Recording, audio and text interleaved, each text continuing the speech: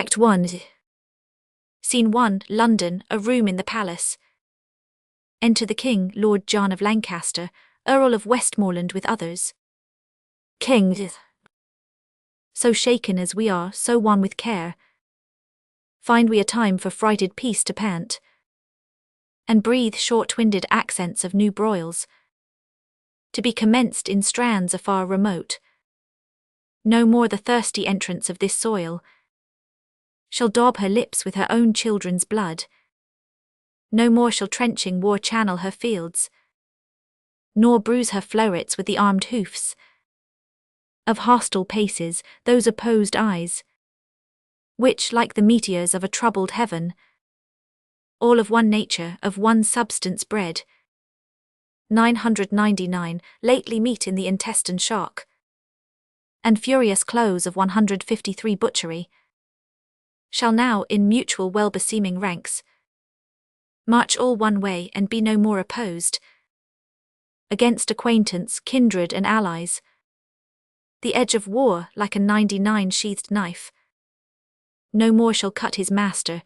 Therefore, friends, as far as to the sepulchre of Christ, whose soldier now, under whose blessed cross, we are impressed and engaged to fight, forthwith a power of English shall we levy, whose arms were moulded in their mother's womb, to chase these pagans in those holy fields, over whose acres walked those blessed feet, which 1400 years ago were nailed for our advantage on the bitter cross.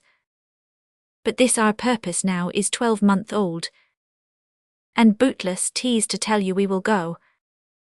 Therefore we meet not now, then let me hear's of you, my gentle cousin Westmoreland, what yesternight our council 999 decree, in forwarding this dear expedience. Wstmorland. My liege, this haste was hot in question, and many limits of the charge set down. But yesternight, when all athwart there came a post from Wales loaden with heavy news, whose worst was that the noble Mortimer, leading the men of Herefordshire to fight against the irregular and wild Glendower, was by the rude hands of that Welshman taken, 1,000 of his people butchered, upon whose dead corpse there was such misuse, such beastly shameless transformation, by those Welshwomen done as may not be, without much shame retold or spoken of. King. It seems then that the tidings of this broil break off our business for the Holy Land. Wstmorland. This matched with other 999, my gracious lord. For more uneven and unwelcome news came from the north, and thus it 999 import. On Holyrood Day the gallant Hotspur there, young Harry Percy and brave Archibald, that ever valiant and approved Scot, at Homedon met, where they 999 spend a sad and bloody hour, as by discharge of their artillery and shape of likelihood the news was told. For he that brought them in the very heat and pride of their contention 999 take horse, uncertain of the issue any way. King. Here is a dear and true industrious friend, Sir Walter Blunt, new lighted from his horse, stained with the variation of each soil, betwixt that Homedon and this seat of ours, and he hath brought us smooth and welcome news. The Earl of Douglas is discomfited. 10,000 bold Scots, 22 knights, balked in their own blood, 999 Sir Walter C. on Homedon's plains, of prisoners Hotspur took. Mordake, Earl of Fife and eldest son, to beaten Douglas and the Earl of Athol, of Murray, Angus and Menteith. And is not this an honourable spoil? A gallant prize, ha cousin, is it not? Wstmorland. In faith, it is a conquest for a prince to boast of. King. Yea, there thou mak'st me sad, and mak'st me sin, in envy that my lord Northumberland should be the father to so blessed a son who is the theme of honour's tongue, amongst a grove the very straightest plant, who is sweet fortune's minion and her pride, whilst I, by looking on the praise of him, see riot and dishonour stain the brow of my young Harry. Oh, that it could be proved that some night-tripping fairy had exchanged in cradle clothes our children where they lay, and called mine Percy his Plantagenet. Then would I have his Harry and he mine. But let him from my thoughts. What think you, cause of this young Percy's pride, the prisoners which he in this adventure hath surprised, to his own use he keeps, and sends me word I shall have none but Mordache, Earl of Fife, Wstmorland. This is his uncle's teaching, this is Worcester, malevolent to you in all aspects, which makes him prune himself and bristle up the crest of youth against your dignity. King. But I have sent for him to answer this, and for this cause a while we must neglect our holy purpose to Jerusalem. Cousin, on Wednesday next our council we will hold at Windsor, so inform the lords. But come yourself with speed to us again, for more is to be said and to be done than out of anger can be uttered. Wstmorland. I will, my liege. Scene 2, the same, an apartment of Prince Henry S. Enter Prince Henry and Sir John Falstaff. Falstaff. Now, Hal, what time of day is it, lad? Prince. Thou art so fat-witted, with drinking of old sack, and unbuttoning the after-supper, and sleeping upon benches afternoon, that thou hast forgotten to demand that truly which thou wouldst truly know. What a devil hast thou to do with the time of the day? Unless hours were cups of sack, and minutes capons, and clocks the tongues of boards, and dials the signs of leaping houses, and the blessed sun himself a fair hot wench in flame-coloured taffeta, I see no reason why thou shouldst be so superfluous to demand the time of the day. Falstaff. Indeed you come near me now, Hal, for we that take purses go by the moon and the 7 stars, and not by Phobos he that wandering night so fair. And I prithee, sweet wag, when thou art king, as God save thy grace, majesty I should say, for grace thou wilt have none. Prince. What none?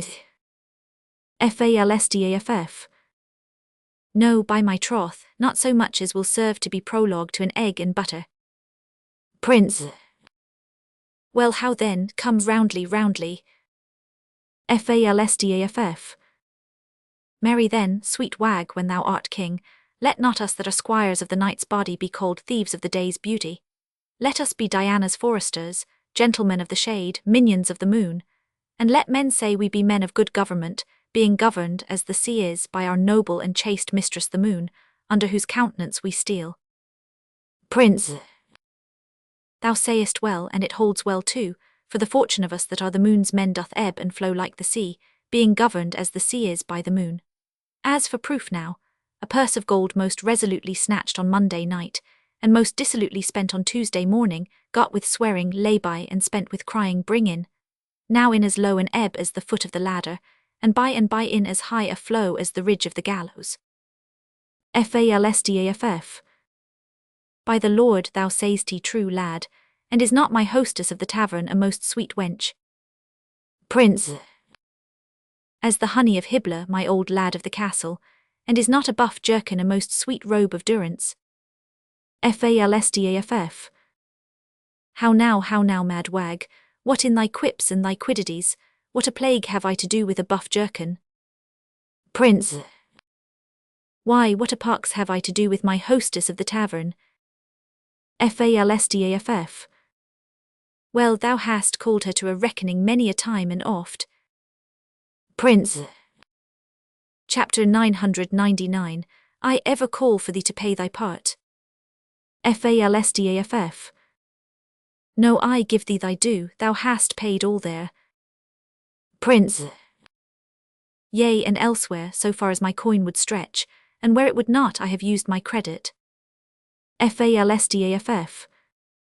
Yea, and so used it that were it not here apparent that thou art heir apparent, but I prithee, sweet wag, shall there be gallows standing in England when thou art king, and resolution thus fubbed as it is with the rusty curb of old Father Antic the law? Do not thou, when thou art king, hang a thief. Prince. No, thou shalt. Falstaff. Shall I, O rare, by the Lord I 100 be a brave judge. Prince. Thou judgest false already, I mean thou shalt have the hanging of the thieves, and so become a rare hangman. Falstaff. Well, Hal, well, and in some sort it jumps with my humour as well as waiting in the court, I can tell you. Prince. For obtaining of suits. Falstaff. Yea, for obtaining of suits, whereof the hangman hath no lean wardrobe. Blood, I am as melancholy as a gib cat or a lugged bear. Prince. Or an old lion or a lover's lute. Falstaff. Yea, or the drone of a Lincolnshire bagpipe. Prince. What sayest thou to a hare, or the melancholy of Moorditch? Falstaff. Thou hast the most unsavoury similes, and art indeed the most comparative raskiest sweet young prince. But Hal, I prithee trouble me no more with vanity. I would to God thou and I knew where a commodity of good names were to be bought. An old lord of the council rated me the other day in the street about you, sir, but I marked him not, and yet he talked very wisely, but I regarded him not, and yet he talked wisely, and in the street too. Prince. Thou didst well, for wisdom cries out in the streets and no man regards it. Falstaff. O thou hast damnable iteration, and art indeed able to corrupt a saint. Thou hast done much harm upon me, Hal, God forgive thee for it. Before I knew thee, Hal, I knew nothing, and now am I, if a man should speak truly, little better than one of the wicked. I must give over this life, and I will give it over. By the Lord, and I do not, I am a villain. I be damned for never a king's son in Christendom. Prince. Where shall we take a purse tomorrow, Jack? Falstaff. Zounds, where thou wilt, lad, I 100 make one, and I do not, call me villain and baffle me. Prince. I see a good amendment of life in thee, from praying to purse-taking. Falstaff. Why, Hal, 'tis my vocation, Hal, 'tis no sin for a man to labour in his vocation. Enter Poins. Poins, now shall we know if Gadshill have set a match. Oh, if men were to be saved by merit, what hole in hell were hot enough for him? This is the most omnipotent villain that ever cried, stand, to a true man. Prince. Good morrow, Ned. Poins. Good morrow, sweet Hal. What says Monsieur Remorse? What says Sir John Sack and Sugar? Jack, how agrees the devil and thee about thy soul, that thou soldest him on Good Friday last for a cup of Madeira and a cold capon's leg? Prince. Sir John stands to his word, the devil shall have his bargain, for he was never yet a breaker of proverbs. He will give the devil his due. Poins. Then art thou damned for keeping thy word with the devil. Prince. Else he had been damned for cozening the devil. Poins. But my lads, tomorrow morning by 4 o'clock early at Gad's Hill, there are pilgrims going to Canterbury with rich offerings and traders riding to London with fat purses. I have vizards for you all, you have horses for yourselves. Gad's Hill lies tonight in Rochester. I have bespoke supper tomorrow night in Eastcheap. We may do it as secure as sleep. If you will go, I will stuff your purses full of crowns. If you will not, tarry at home and be hanged. Falstaff. Hear ye, Edward, if I tarry at home and go not, I 100 hang you for going. Poins. You will, chops. Falstaff. Hal, wilt thou make one? Prince. Who I rob, I a thief, not I by my face. Falstaff. There's neither honesty, manhood, nor good fellowship in thee, nor thou cam'st not of the blood royal. if thou darest not stand for 10 shillings. Prince. Well then, once in my days I be a madcap. Falstaff. Why, that's well said. Prince. Well, come what will, I 100 tarry at home. Falstaff. By the Lord, I 100 be a traitor then, when thou art king. Prince. I care not. Poins. Sir John, I prithee, leave the prince and me alone. I will lay him down such reasons for this adventure, that he shall go. Falstaff. Well, God give thee the spirit of persuasion, and him the ears of profiting, that what thou speakest may move, and what he hears may be believed, that the true prince may, for recreation's sake, prove a false thief, for the poor abuses of the time want countenance. Farewell, you shall find me in Eastcheap. Prince. Farewell, thou latter spring, farewell, all hallown summer. Poins. Now, my good sweet honey lord, ride with us tomorrow. I have a jest to execute that I cannot manage alone. Falstaff, Bardolph, Peto, and Gadshill shall rob those men that we have already waylaid. Yourself and I will not be there.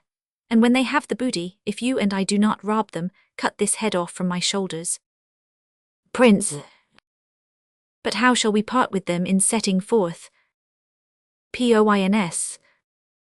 Why, we will set forth before or after them, and appoint them a place of meeting, wherein it is at our pleasure to fail, and then will they adventure upon the exploit themselves, which they shall have no sooner achieved but we 100 set upon them.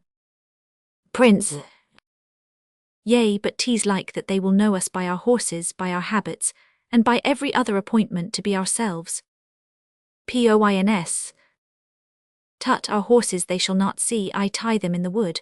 Our vissards we will change after we leave them. And sirrah, I have cases of buckram for the nonce, to emask our noted outward garments. Prince. Yea, but I doubt they will be too hard for us. Poins. Well, for 2 of them, I know them to be as true-bred cowards as ever turned back, and for the 3rd, if he fight longer than he sees reason, I 100 forswear arms. The virtue of this jest will be the incomprehensible lies that this same fat rogue will tell us when we meet at supper. How 30 at least he fought with, what wards, what blows, what extremities he endured, and in the reproof of this lives the jest. Prince. Well, I 100 go with thee. Provide us all things necessary and meet me tomorrow night in Eastcheap, there I 100 sup. Farewell. Poins. Farewell, my lord. Prince. I know you all and will a while uphold the unyock 500 humour of your idleness. Yet herein will I imitate the sun, who doth permit the base contagious clouds to smother up his beauty from the world, that when he please again to be himself, being wanted, he may be more wonder 500 at, by breaking through the foul and ugly mists of vapours that 999 seem to strangle him. If all the year were playing holidays, to sport would be as tedious as to work. But when they seldom come, they wish 500 for come, and nothing pleaseth but rare accidents. So when this loose behaviour I throw off, and pay the debt I never promised, by how much better than my word I am, by so much shall I falsify men's hopes, and like bright metal on a sullen ground, my reformation, glittering o'er my fault, shall show more goodly and attract more eyes than that which hath no foil to set it off. Chapter 1, 100 So offend to make offence a skill. Redeeming time when men think least I will. Scene 3, the same, a room in the palace. Enter King Henry, Northumberland, Worcester, Hotspur, Sir Walter Blunt and others. King. My blood hath been too cold and temperate, unapt to stir at these indignities, and you have found me for accordingly. You tread upon my patience, but be sure, I will from henceforth rather be myself, mighty and to be fear 500, than my condition. which hath been smooth as oil, soft as young down, and therefore lost that title of respect, which the proud soul ne'er pays but to the proud. Worcester, our house, my sovereign liege, little deserves the scourge of greatness to be used on it, and that same greatness too which our own hands have holp to make so portly. Northumberland, my lord, King, Worcester, get thee gone, for I do see danger and disobedience in thine eye. O sir, your presence is too bold and peremptory, and majesty might never yet endure the moody frontier of a servant brow. You have good leave to leave us, when we need your use and counsel we shall send for you to Northumberland. You were about to speak. Northumberland. Yea, my good lord.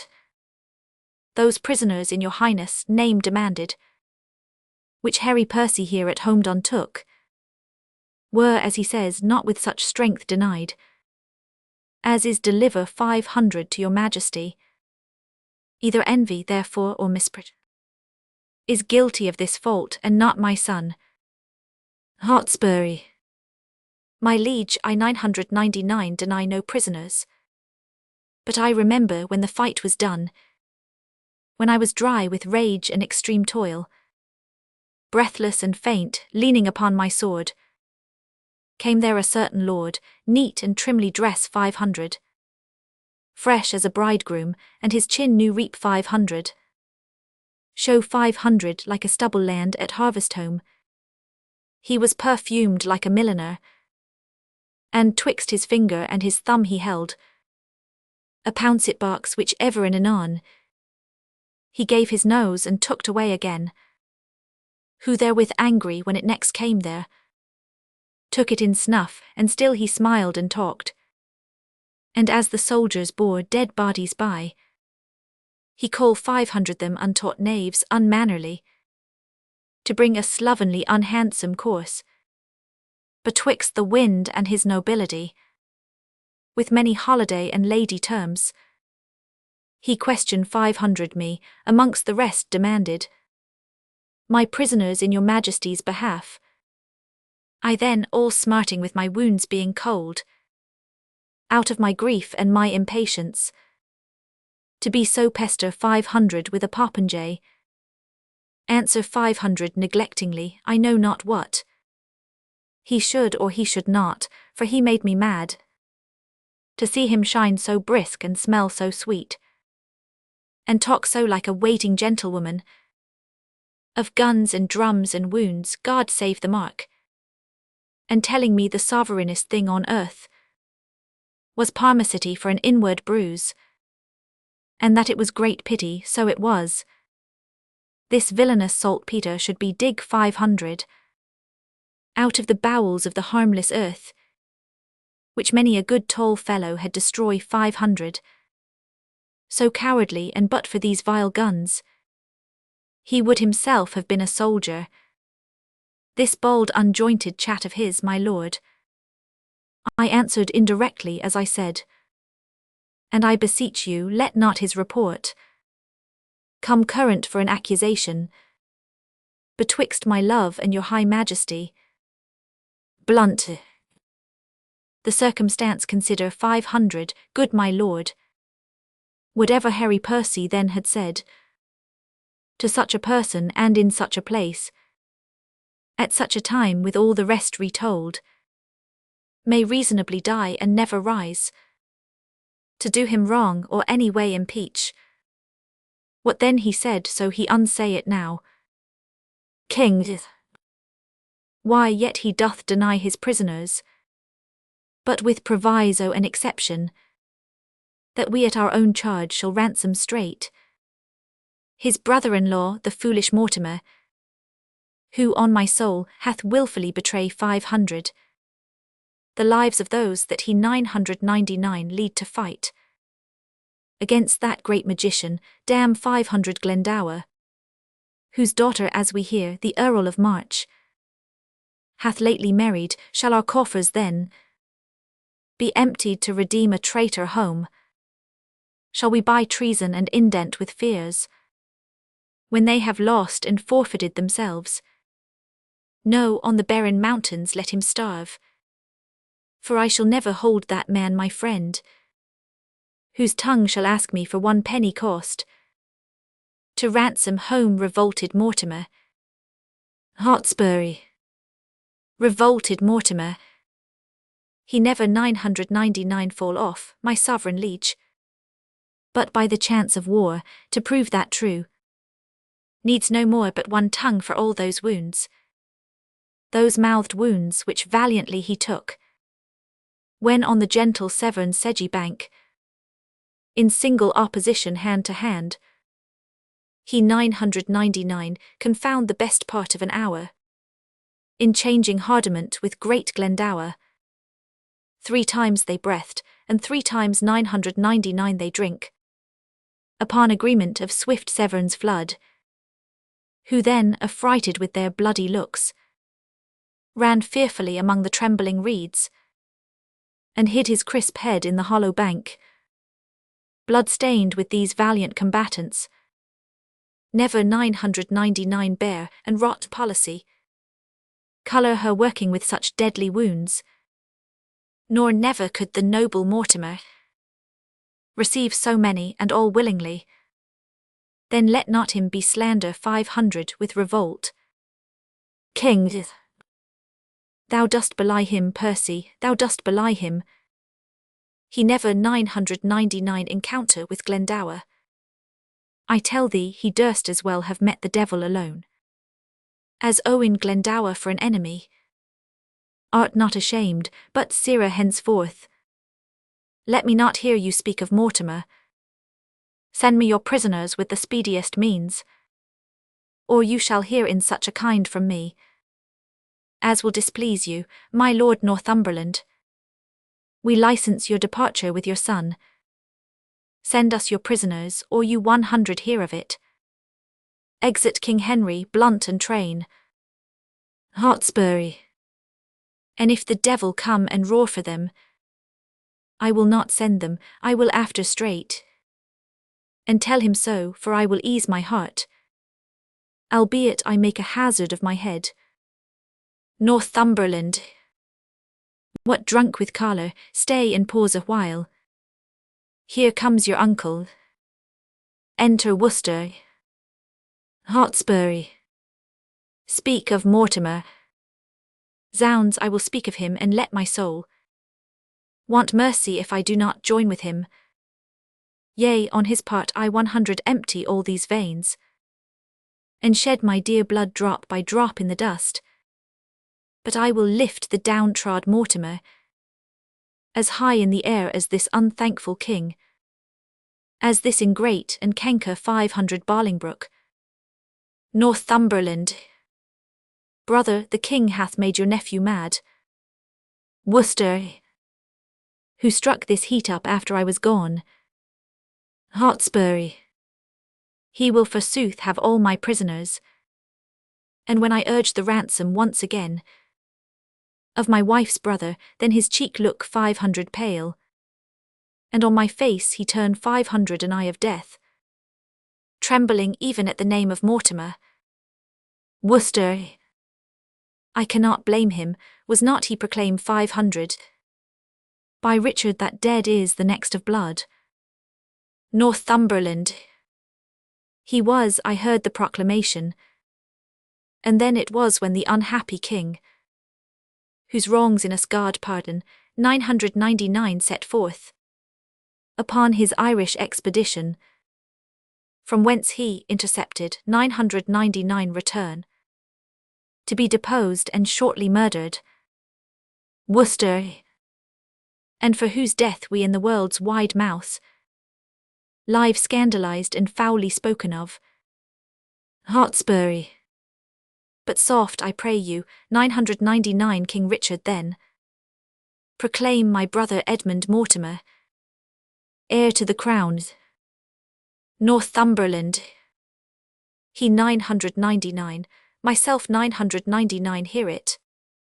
Hotspur. Nay, then I cannot blame his cousin king, that wish 500 him on the barren mountain starve. But shall it be that you that set the crown upon the head of this forgetful man, and for his sake wear the detested blot of murderous subornation, shall it be that you a world of curses undergo, being the agents or base second means, the cords, the ladder, or the hangman rather? Oh, pardon me that I descend so low, to show the line and the predicament wherein you range under this subtle king. Shall it for shame be spoken in these days, or fill up chronicles in time to come, that men of your nobility and power 999 gauge them both in an unjust behalf, as both of you, God pardon it, have done, to put down Richard, that sweet lovely rose, and plant this thorn, this canker Bolingbroke? And shall it in more shame be further spoken, that you are fool 500, discarded and shook off by him for whom these shames ye underwent? No, yet time serves wherein you may redeem your banish 500 honours, and restore yourselves into the good thoughts of the world again. Revenge the jeering and disdain 500 contempt of this proud king, who studies day and night to answer all the debt he owes to you, even with the bloody payment of your deaths. Therefore I say, Worcester, peace, cousin, say no more. And now I will unclasp a secret book, and to your quick conceiving discontents, Chapter 1, 100 read you matter deep and dangerous, as full of peril and adventurous spirit, as to o'erwalk a current roaring loud, on the unsteadfast footing of a spear. Hotspur. If we fall in, good night, or sink or swim, send danger from the east unto the west, so honour cross it from the north to south, and let them grapple, oh the blood more stirs, to rouse a lion than to start a hare.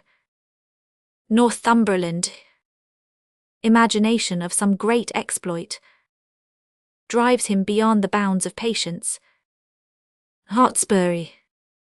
By heaven, methinks it were an easy leap to pluck bright honour from the pale-faced moon, or dive into the bottom of the deep, where fathom line could never touch the ground, and pluck up drowned honour by the locks, so he that doth redeem her thence might wear, without corrival, all her dignities, but out upon this half-faced fellowship. Worcester. He apprehends a world of figures here, but not the form of what he should attend. Good cousin, give me audience for a while. Hotspur. I cry you mercy. Worcester. Those same noble Scots that are your prisoners. Hotspur. Chapter 1, 100 keep them all. By God, he shall not have a Scot of them. No, if a Scot would save his soul, he shall not. Chapter 1, 100 keep them by this hand. Worcester. You start away, and lend no ear unto my purposes. Those prisoners you shall keep. Hotspur. Nay, I will, that's flat. He said he would not ransom Mortimer, forbade my tongue to speak of Mortimer, but I will find him when he lies asleep, and in his ear I holler Mortimer. Nay, I 100 have a starling shall be taught to speak nothing but Mortimer, and give it him to keep his anger still in motion. Worcester. Hear you, cousin, a word. Hotspur. All studies here I solemnly defy, save how to gall and pinch this Bolingbroke, and that same sword and buckler Prince of Wales, but that I think his father loves him not, and would be glad he met with some mischance. I would have him poison 500 with a pot of ale, Worcester. Farewell, kinsman, I will talk to you when you are better temper 500 to attend. Northumberland. Why, what a wasp-stung and impatient fool art thou to break into this woman's mood, tying thine ear to no tongue but thine own. Hotspur. Why, look you, I am whipped 500 and scourged with rods, nettled and stung with pismires when I hear of this vile politician Bolingbroke. In Richard's time, what do you call the place? A plague upon't, it is in Gloucestershire. 'Twas where the madcap Duke his uncle kept. His uncle York, where I first bow 500 my knee unto this king of smiles, this Bolingbroke. Blood when you and he came back from Ravensburg. Northumberland. At Berkeley Castle. Hotspur. You say true. Why, what a candy deal of courtesy this fawning greyhound then 999 proffer me.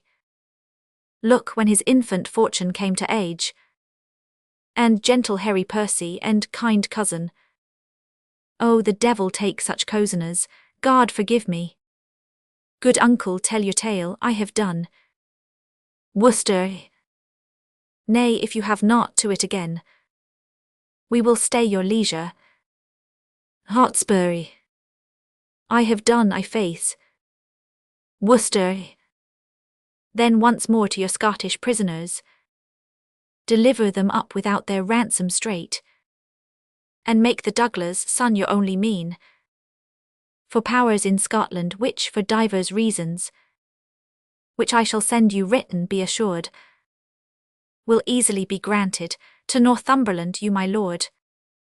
Your son in Scotland being thus employ 500, shall secretly into the bosom creep of that same noble prelate well beloved, the Archbishop Hotspur. Of York is it not? Worcester. True, who bears hard his brother's death at Bristol, the Lord Scroop. I speak not this in estimation, as what I think might be, but what I know is ruminated, plotted, and set down, and only stays but to behold the face of that occasion that shall bring it on. Hotspur. I smell it, upon my life it will do well. Northumberland. Before the game is afoot thou still let'st thee slip. Hotspur. Why, it cannot choose but be a noble plot. And then the power of Scotland and of York to join with Mortimer, Worcester. And so they shall. Hotspur. In faith it is exceedingly well aimed. Worcester. And 'tis no little reason bids us speed to save our heads by raising of a head. For bear ourselves as even as we can. The king will always think him in our debt, and think we think ourselves unsatisfied, till he hath found a time to pay us home. And see already how he doth begin to make us strangers to his looks of love. Hotspur. He does, we 100 be revenged on him. Worcester. Cousin, farewell, no further go in this. Then I by letters shall direct your course, when time is ripe, which will be suddenly. Chapter 1, 100 steal to Glendower and Lord Mortimer, where you and Douglas and our powers at once, as I will fashion it, shall happily meet, to bear our fortunes in our own strong arms, which now we hold at much uncertainty. Northumberland. Farewell, good brother, we shall thrive, I trust. Hotspur. Uncle, adieu, oh, let the hours be short, till fields and blows and groans applaud our sport. Act 2. Scene 1, Rochester and in yard. Enter a carrier with a lantern in his hand. First carrier. Hey ho, and it be not for by the day I 100 be hanged, Charles Wain is over the new chimney, and yet our horse not packed. What ostler? Ostler. Anon. First carrier. I prithee, Tom, beat cut saddle, put a few flocks in the point. Poor jade is wrung in the withers out of all cess. Enter another carrier. Second carrier. Peas and beans are as dank here as a dog, and that is the next way to give poor jades the bots. This house is turned upside down since Robin Ostler died. First carrier. Poor fellow never joyed since the price of oats rose, it was the death of him. Second carrier. I think this be the most villainous house in all London Road for fleas. I am stung like a tench. First carrier. Like a tench, by the mass there is ne'er a king christen could be better bit than I have been since the first cock. Second carrier. Why they will allow us ne'er a Jordan, and then we leak in your chimney, and your chamberlain breeds fleas like a loach. First carrier. What ostler, come away and be hanged, come away. Second carrier. I have a gammon of bacon and 2 raises of ginger, to be delivered as far as Charing Cross. First carrier. God's body, the turkeys in my pannier are quite starved.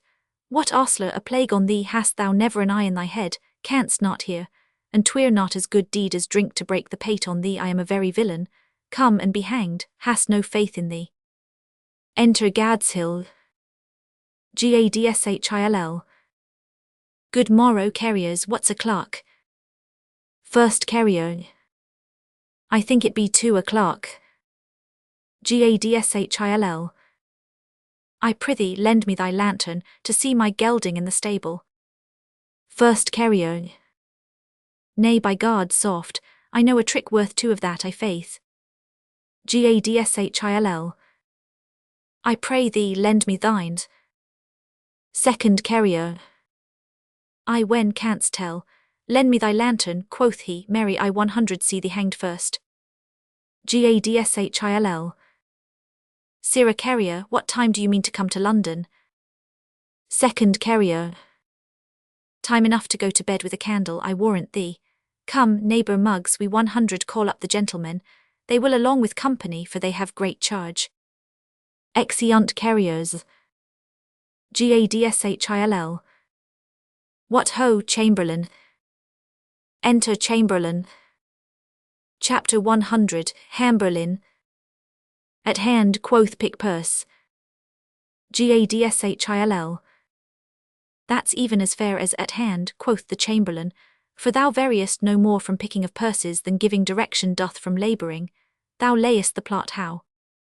Chapter 100, Hamberlin. Good morrow, Master Gadshill. It holds current that I told you yesternight, there's a franklin in the Wild of Kent hath brought 300 marks with him in gold. I heard him tell it to one of his company last night at supper, a kind of auditor, one that hath abundance of charge too, God knows what. They are up already and call for eggs and butter, they will away presently. Gadshill. Sirrah, if they meet not with St. Nicholas clerks, I 100 give thee this neck. Chapter 100, Hamberlin. No, I 100 none of it. I pray thee, keep that for the hangman, for I know thou worshippest St. Nicholas as truly as a man of falsehood may. Gadshill. What talkest thou to me of the hangman? If I hang, I make a fat pair of gallows, for if I hang, old Sir John hangs with me, and thou knowest he is no starveling. Tut, there are other Trojans that thou dream'st not of, the which for sport's sake are content to do the profession some grace, that would, if matters should be looked into, for their own credit's sake make all whole. I am joined with no footlandrakers, no long-staff sixpenny strikers, none of these mad mustachio purple-hued maltworms, but with nobility and tranquillity, burgomasters and great one-ears, such as can hold in, such as will strike sooner than speak, and speak sooner than drink, and drink sooner than pray. And yet zounds I lie, for they pray continually to their saint the Commonwealth, or rather not pray to her but pray on her, for they ride up and down on her, and make her their boots. Chapter 100, Hamberlin. What the Commonwealth their boots, will she hold out water in foul way? Gadshill. She will, justice hath liquored her. We steal as in a castle cocksure, we have the receipt of Fernseed, we walk invisible. Chapter 100, Hamberlin. Nay, by my faith, I think you are more beholding to the night than to Fernseed for your walking invisible. Gadshil. Give me thy hand, thou shalt have a share in our purchase as I am a true man. Chapter 100, Hamberlin. Nay, rather let me have it, as you are a false thief. Gadshil. Go to, Homo is a common name to all men. Bid the ostler bring my gelding out of the stable. Farewell, you muddy knave. Scene 2, the road by Gadshill. Enter Prince Henry and Poins, Bardolph and Peto at some distance. Poins. Come, shelter, shelter. I have removed Falstaff's horse and he frets like a gummed velvet. Prince. Stand close. Enter Falstaff. Falstaff. Poins and be hanged, Poins. Prince. Peace, ye fat-kidneyed rascal, what a brawling dost thou keep. Falstaff. Where's Prince Hal? Prince. He is walked up to the top of the hill, I go seek him. Falstaff. I am accursed to rob in that thief's company. The rascal hath removed my horse and tied him I know not where. If I travel but 4 foot by the square further afoot, I shall break my wind. Well, I doubt not but to die a fair death for all this if I scape hanging for killing that rogue. I have forsworn his company hourly any time this 22 years, and yet I am bewitched with the rogue's company. If the rascal have not given me medicines to make me love him, I 100 be hanged. It could not be else, I have drunk medicines. Poins, Hal, a plague upon you both, Bardolph, Peto, I starve ere I 100 rob a foot further, and 'twere not as good a deed as drink to turn true man, and to leave these rogues I am the veriest varlet that ever chewed with a tooth. 8 yards of uneven ground is 70 miles afoot with me, and the stony-hearted villains know it well enough. A plague upon it when thieves cannot be true one to another.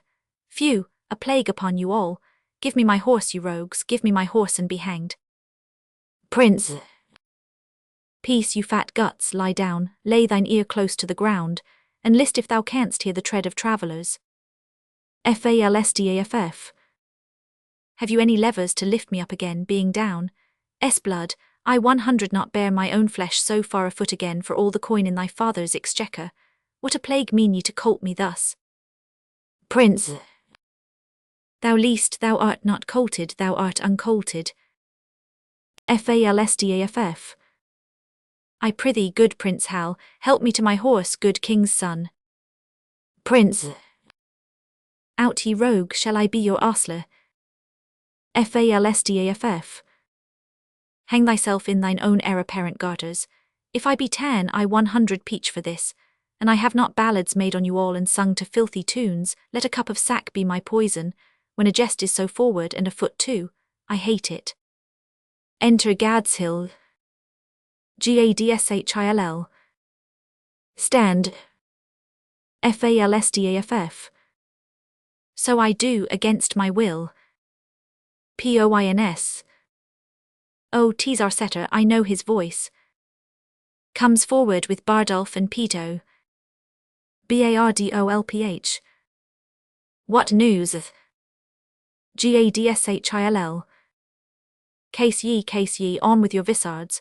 There's money of the king's coming down the hill, 'tis going to the king's exchequer. Falstaff. You lie, ye rogue, 'tis going to the king's tavern. Gadshil. There's enough to make us all. Falstaff. To be hanged. Prince. Sirs, you 4 shall front them in the narrow lane. Ned Poins and I will walk lower. If they escape from your encounter, then they light on us. Peto. How many be there of them? Gadshil. Some 8 or 10. Falstaff. Zounds, will they not rob us? Prince. What a coward, Sir John Punch. Falstaff. Indeed, I am not John of Gaunt, your grandfather, but yet no coward, Hal. Prince. Well, we leave that to the proofs. poins. Sirrah Jack, thy horse stands behind the hedge. When thou needst him, there thou shalt find him. Farewell and stand fast. Falstaff. Now cannot I strike him if I should be hanged. Prince. Ned, where are our disguises? Poins. Aside to Prince Henry, here hard by, stand close. Exeunt Prince and Poins. Falstaff. Now my master's happy man be his dole, say I every man to his business. Enter the travellers. First traveller. Come neighbour, the boy shall lead our horses down the hill. We 100 walk afoot a while and ease our legs. Thieves. Stand. Second traveller. Jesu bless us. Falstaff. Strike down with them, cut the villains' throats. Ah, whoreson caterpillars, bacon-fed knaves, they hate us youth. Down with them, fleece them. First traveller. Oh, we are undone, both we and ours forever. Falstaff. Hang ye gorbelled knaves, are ye undone? No, ye fat chuffs, I would your store were here. On bacons, on, what ye knaves, young men must live, you are grandurers, are ye, we 100 your ye faith. Here they rob them and bind them, exeunt. Enter Prince Henry and Poins in buckram suits. Prince. The thieves have bound the true men. Now could thou and I rob the thieves and go merrily to London, it would be argument for a week, laughter for a month, and a good jest for ever. Poins. Stand close, I hear them coming. Enter the thieves again. Falstaff. Come, my masters, let us share, and then to horse before day. And the prince and Poins be not two errant cowards, there's no equity stirring, there's no more valour in that Poins than in a wild duck. As they are sharing, the prince and Poins set upon them. Prince. You're muddy. Poins. Villains. Falstaff after a blow or two, and the others run away, leaving the booty behind them. Prince. Got with much ease, now merrily to horse. The thieves are all scatter 500, and possess 500 with fear. So strongly that they dare not meet each other. Each takes his fellow for an officer. Away, good Ned, Falstaff sweats to death, and lards the lean earth as he walks along. Were it not for laughing, I should pity him. Poins. How the fat rogue roared. Scene 3, Warkworth, a room in the castle. Enter Hotspur, reading a letter. Hotspur. But for mine own part, my lord, I could be well contented to be there, in respect of the love I bear your house.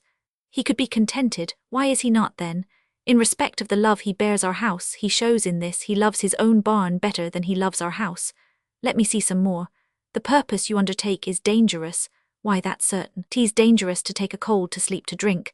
But I tell you, my lord fool, out of this nettle danger, we pluck this flower safety. The purpose you undertake is dangerous, the friends you have named uncertain, the time itself unsorted, and your whole plot too light for the counterpoise of so great an opposition. Say you so, say you so? I say unto you again, you are a shallow, cowardly hind, and you lie. What a lack brain is this? By the Lord, our plot is a good plot as ever was laid, our friends true and constant, a good plot, good friends, and full of expectation, an excellent plot, very good friends. What a frosty-spirited rogue is this? Why, my Lord of York commends the plot and the general course of the action. Zounds, and I were now by this rascal, I could brain him with his lady's fan. Is there not my father, my uncle, and myself? Lord Edmund Mortimer, my Lord of York, and Owen Glendower? Is there not besides the Douglars? Have I not all their letters to meet me in arms by the 9th of the next month, and are they not some of them set forward already? What a pagan rascal is this, an infidel? Ha, you shall see now, in very sincerity of fear and cold heart, will he to the king and lay open all our proceedings. Oh, I could divide myself and go to buffets, for moving such a dish of skim milk with so honourable an action. Hang him, let him tell the king we are prepared. I will set forward tonight. Enter Lady Percy. How now, Kate, I must leave you within these 2 hours. Chapter 50, A Die Percy. "O my good lord, why are you thus alone? For what offence have I this fortnight been? A banish 500 woman from my Harry's bed. Tell me, sweet lord, what is't that takes from thee thy stomach pleasure and thy golden sleep? Why dost thou bend thine eyes upon the earth, and start so often when thou sit'st alone? Why hast thou lost the fresh blood in thy cheeks, and given my treasures and my rights of thee to thick-eyed musing and cursed melancholy? In thy faint slumbers I by thee have watched 500, and heard thee murmur tales of iron wars, speak terms of manage to thy bounding steed, cry courage to the field, and thou hast talk 500 of sallies and retires, of trenches, tents, of palisadoes, frontiers, parapets, of basilisks, of cannon, culverin, of prisoners' ransom, and of soldiers slain, and all the currents of a heady fight. Thy spirit within thee hath been so at war, and thus hath so bestir 500 thee in thy sleep, that beads of sweat have stood upon thy brow, like bubbles in a late disturbed stream, and in thy face strange motions have appeared 500, such as we see when men restrain their breath on some great sudden hest. Oh, what portents are these? Some heavy business hath my lord in hand, and I must know it, else he loves me not. Hotspur. What hoes? Enter a servant. Is Gilliam's with the packet gone? Servant. He is, my lord, an hour ago. Hotspur. Hath butler brought those horses from the sheriff? Servant. One horse, my lord, he brought even now. Hotspur. What horse? A roan, a cropier, is it not? Servant. It is, my lord. Hotspur. That roan shall be my throne. Well, I will back him straight, O Esperance.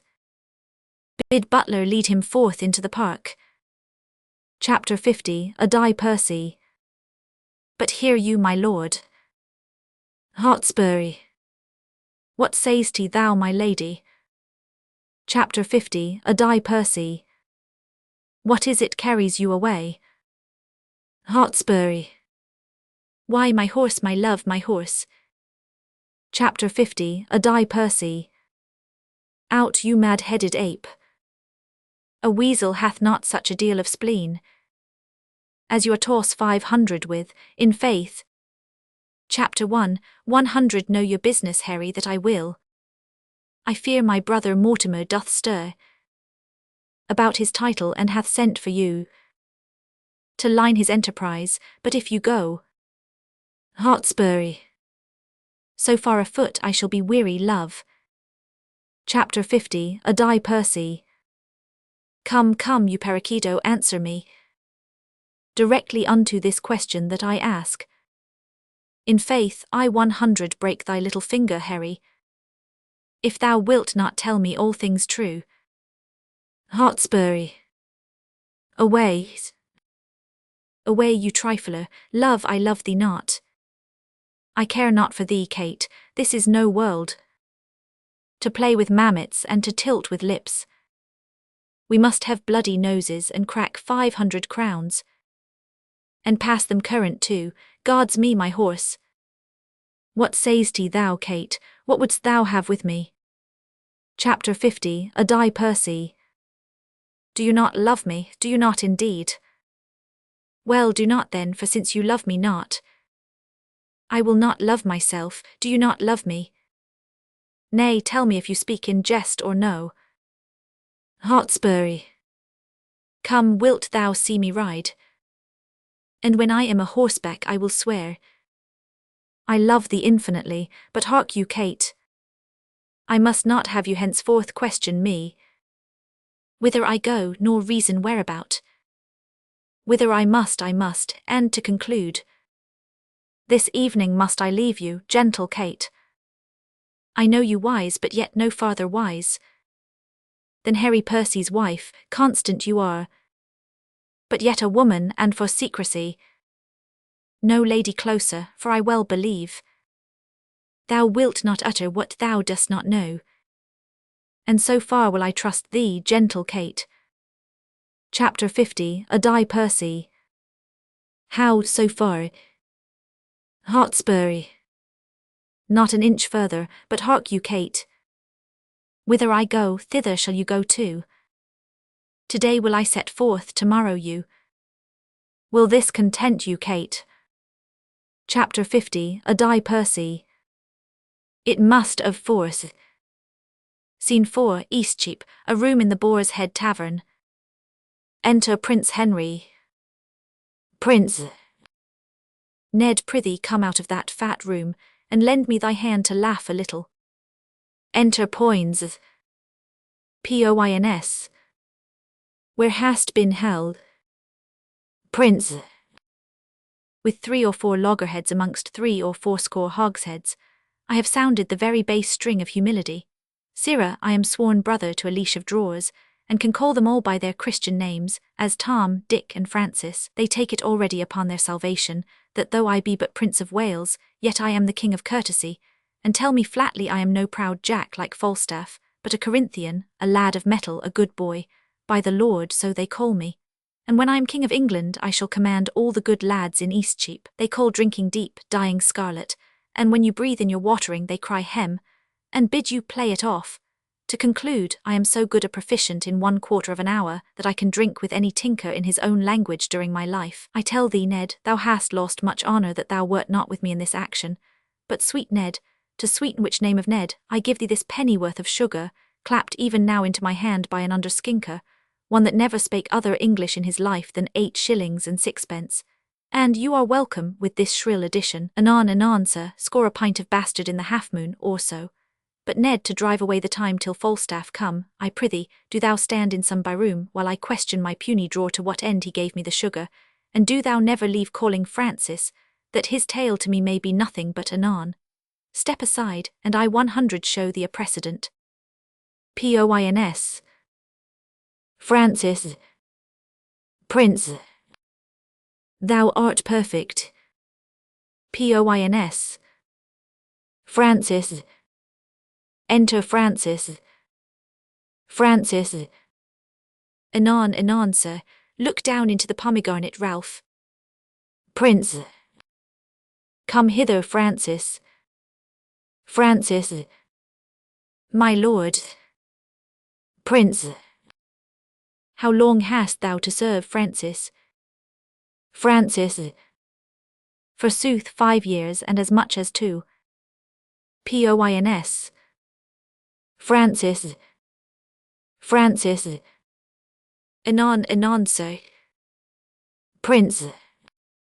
5 year, byre lady, a long lease for the clinking of pewter. But Francis, darest thou be so valiant as to play the coward with thy indenture, and show it a fair pair of heels, and run from it? Francis. O Lord, sir, I 100 be sworn upon all the books in England, I could find in my heart. Poins. Francis. Francis. Anon, sir. Prince. How old art thou, Francis? Francis. Let me see, about Michaelmas next I shall be. Poins. Francis. Francis. Anon, sir, pray stay a little, my lord. Prince. Nay, but hark you, Francis, for the sugar thou gavest me, 'twas a pennyworth, wast not? Francis. O Lord, I would it had been 2. Prince. I will give thee for it 1,000 pound. Ask me when thou wilt, and thou shalt have it. Poins. Francis. Francis. Anon. Prince. Anon, Francis. No, Francis, but tomorrow, Francis, or Francis a Thursday, or indeed, Francis, when thou wilt. But Francis. Francis. My lord. Prince. Wilt thou rob this leathern jerkin, crystal button, not pated, agate ring, puke stocking, caddy's garter, smooth tongue, Spanish pouch? Francis. Oh Lord, sir, who do you mean? Prince.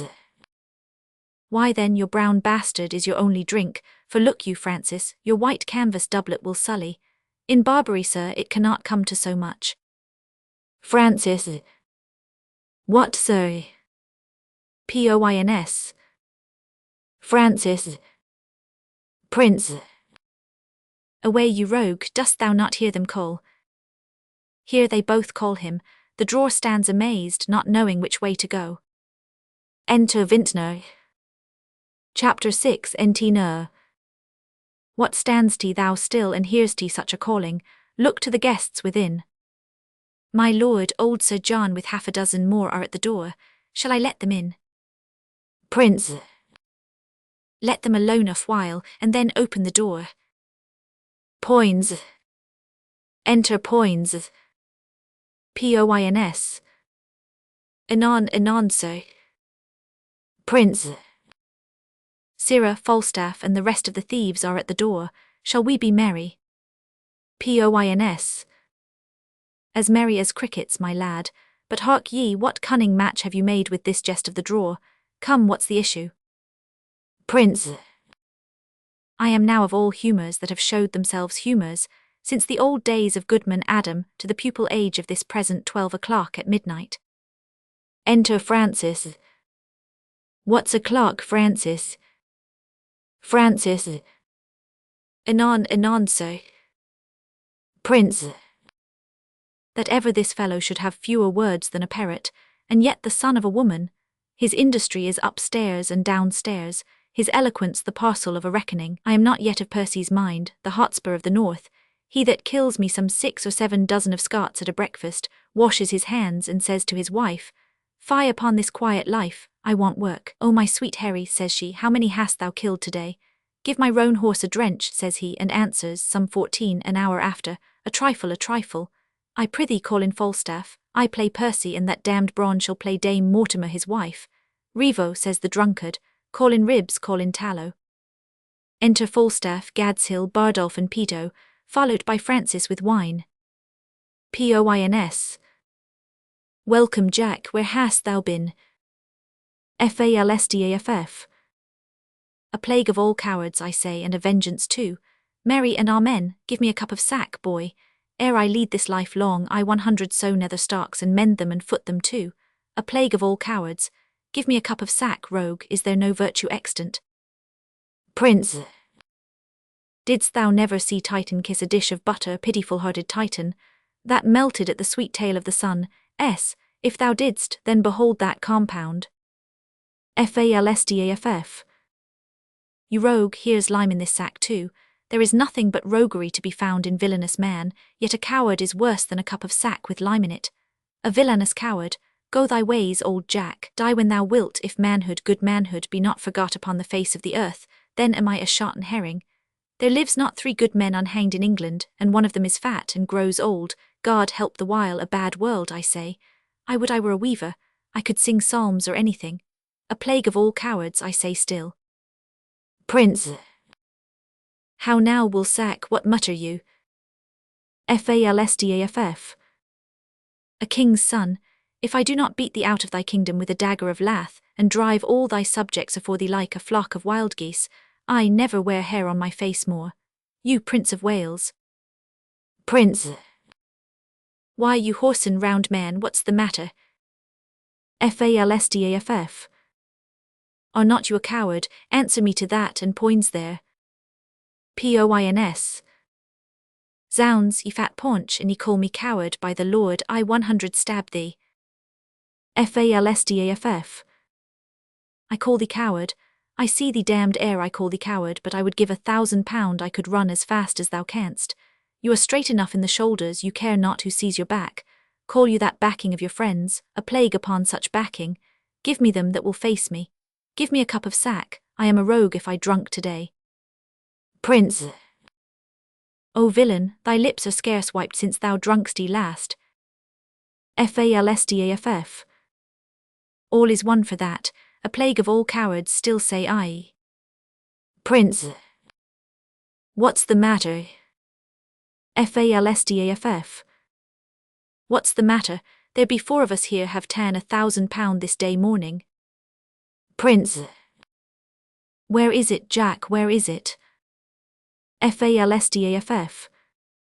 Where is it? Taken from us it is, 100 upon poor 4 of us. Prince. What 100, man? Falstaff. I'm a rogue if I were not at half-sword with 12 of them 2 hours together. I have scaped by miracle. I am 8 times thrust through the doublet, 4 through the hose, my buckler cut through and through, my sword hacked like a handsaw. Ex signum, I never dealt better since I was a man, all would not do. A plague of all cowards, let them speak. If they speak more or less than truth, they are villains and the sons of darkness. Prince. Speak, sirs, how was it? Gadshil. We 4 set upon some dozen. Falstaff. 16 at least, my lord. Gadshil. And bound them. Peto. No, they were not bound. Falstaff. You rogue, they were bound, every man of them, or I am a Jew, else an Ebrew Jew. Gadshil. As we were sharing, some 6 or 7 fresh men set upon us. Falstaff. And unbound the rest, and then come in the other. Prince. What, fought you with them all? Falstaff. All, I know not what you call all, but if I fought not with 50 of them, I am a bunch of radish. If there were not 2 or 3 and 50 upon poor old Jack, then am I no 2-legged creature. Prince. Pray God you have not murdered some of them. Falstaff. Nay, that's past praying for. I have peppered 2 of them. 2 I am sure I have paid, 2 rogues in buckram suits. I tell thee what, Hal, if I tell thee a lie, spit in my face, call me hoarse. Thou knowest my old ward. Here I lay, and thus I bore my point. 4 rogues in buckram let drive at me. Prince. What for? Thou saidst but 2 even now. Falstaff. 4, Hal, I told thee 4. Poins. Aye, he said 4. Falstaff. These 4 came all affront, and mainly thrust at me. I made me no more ado, but took all their 7 points in my target, thus. Prince. 7, why there were but 4 even now. Falstaff. In buckram. Poins. I 4 in buckram suits. Falstaff. 7 by these hilts, or I am a villain else. Prince.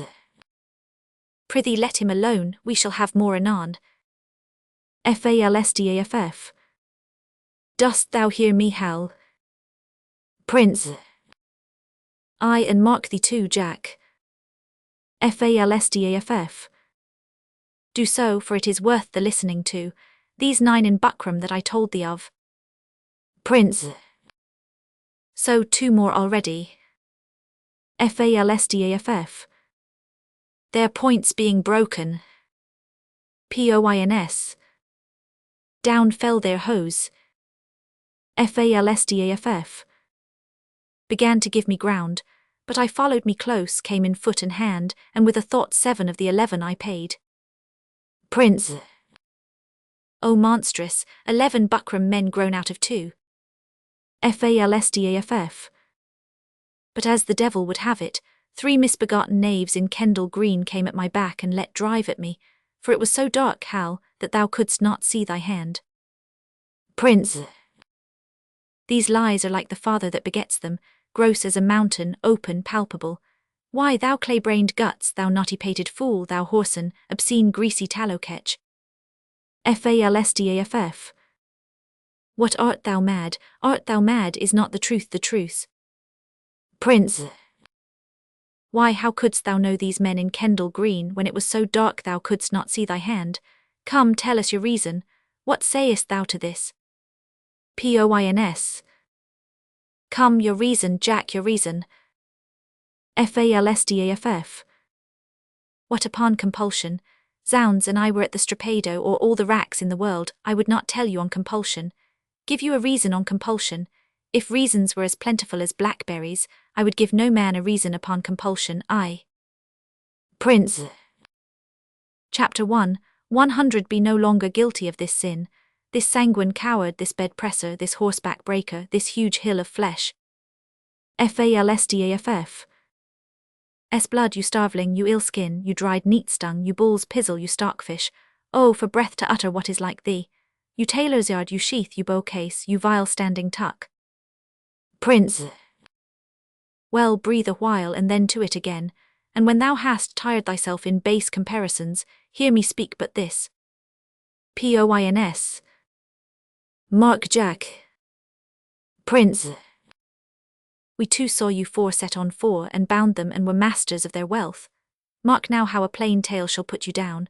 Then 999 we too set on you four, and with a word outfaced you from your prize, and have it, yea, and can show it you here in the house. And Falstaff, you carried your guts away as nimbly, with as quick dexterity, and roared for mercy, and still ran and roared as ever I heard bull calf. What a slave art thou to hack thy sword as thou hast done, and then say it was in fight. What trick, what device, what starting hole canst thou now find out to hide thee from this open and apparent shame? Poins. Come, let's hear, Jack, what trick hast thou now? Falstaff. By the Lord, I knew ye as well as he that made ye. Why, hear you, my masters, was it for me to kill the heir apparent, should I turn upon the true prince? Why, thou knowest I am as valiant as Hercules, but beware instinct. The lion will not touch the true prince. Instinct is a great matter. I was now a coward on instinct. I shall think the better of myself and thee during my life, I for a valiant lion and thou for a true prince. But by the Lord, lads, I am glad you have the money. Hostess, clap to the doors. Watch tonight, pray tomorrow. Gallants, lads, boys, hearts of gold, all the titles of good fellowship come to you. What, shall we be merry? Shall we have a play extempore? Prince. Content, and the argument shall be thy running away. Falstaff. Ah, no more of that, Hal, and thou lovest me. Enter the hostess. Hostess. O Jesu, my lord the prince. Prince. How now, my lady the hostess, what say'st thou to me? Hostess. Marry, my lord, there is a nobleman of the court at door would speak with you. He says he comes from your father. Prince. Give him as much as will make him a royal man, and send him back again to my mother. Falstaff. What manner of man is he? Hostess. An old man. Falstaff. What doth gravity out of his bed at midnight? Shall I give him his answer? Prince. Prithee do, Jack. Falstaff. Faith, and I 100 send him packing. Prince. Now, sirs, by'r lady, you fought fair, so 999 you Peto, so 999 you Bardolph. You are lions too, you ran away upon instinct, you will not touch the true prince, no fie. Bardolph. Faith, I ran when I saw others run. Prince. Faith, tell me now in earnest, how came Falstaff's sword so hacked? Pto. Why, he hacked it with his dagger, and said he would swear truth out of England, but he would make you believe it was done in fight, and persuaded us to do the like. Bardolph. Yea, and to tickle our noses with spear grass to make them bleed, and then to beslubber our garments with it, and swear it was the blood of true men. I 999 that I 999 not this 7 year before, I blushed to hear his monstrous devices. Prince. O villain, thou stolest a cup of sack 18 years ago, and wert taken with the manner, and ever since thou hast blushed extempore. Thou hadst fire and sword on thy side, and yet thou ranst he away. What instinct hadst thou for it? Bardolph. My lord, do you see these meteors? Do you behold these exhalations? Prince. I do. Bardolph. What think you they portend? Prince. Hot livers and cold purses. bardolph. Carler, my lord, if rightly taken. Prince. No, if rightly taken, halter. Enter Falstaff.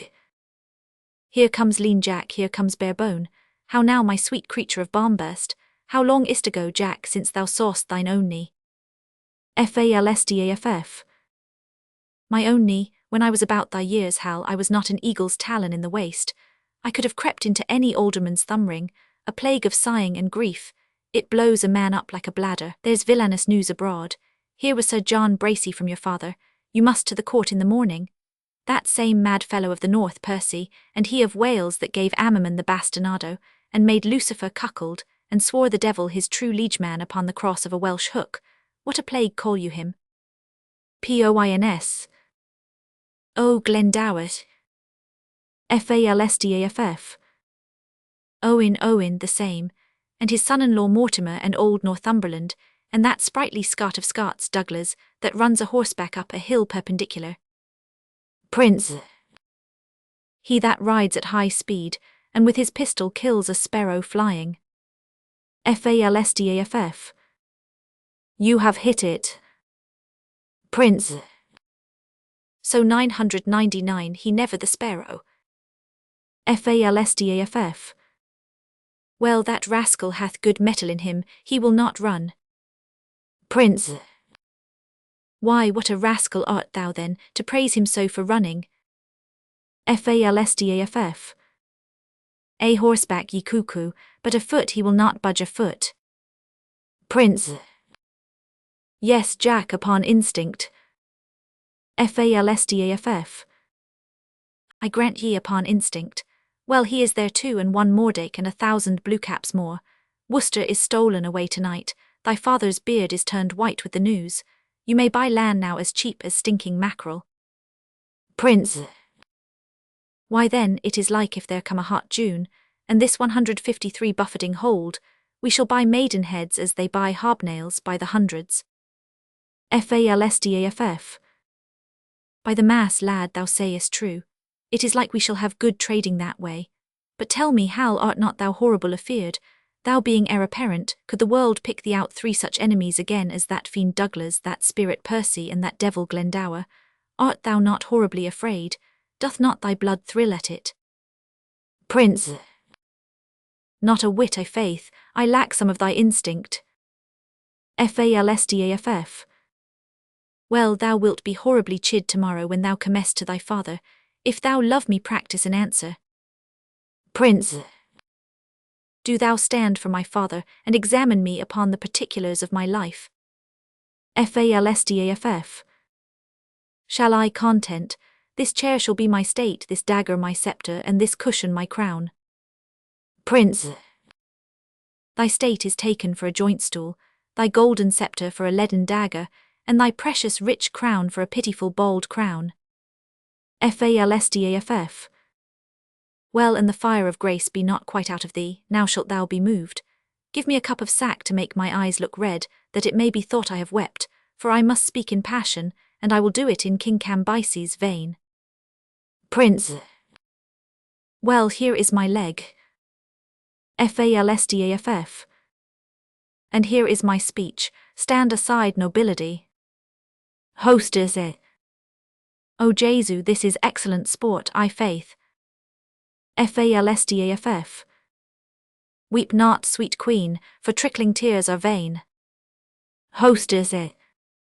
O the father, how he holds his countenance. Falstaff. For God's sake, lords, convey my tristful queen. For tears do stop the floodgates of her eyes. Hostess. O Jesu, he doth it as like one of these harlotry players as ever I see. Falstaff. Peace, good pint-pot, peace, good tickle-brain.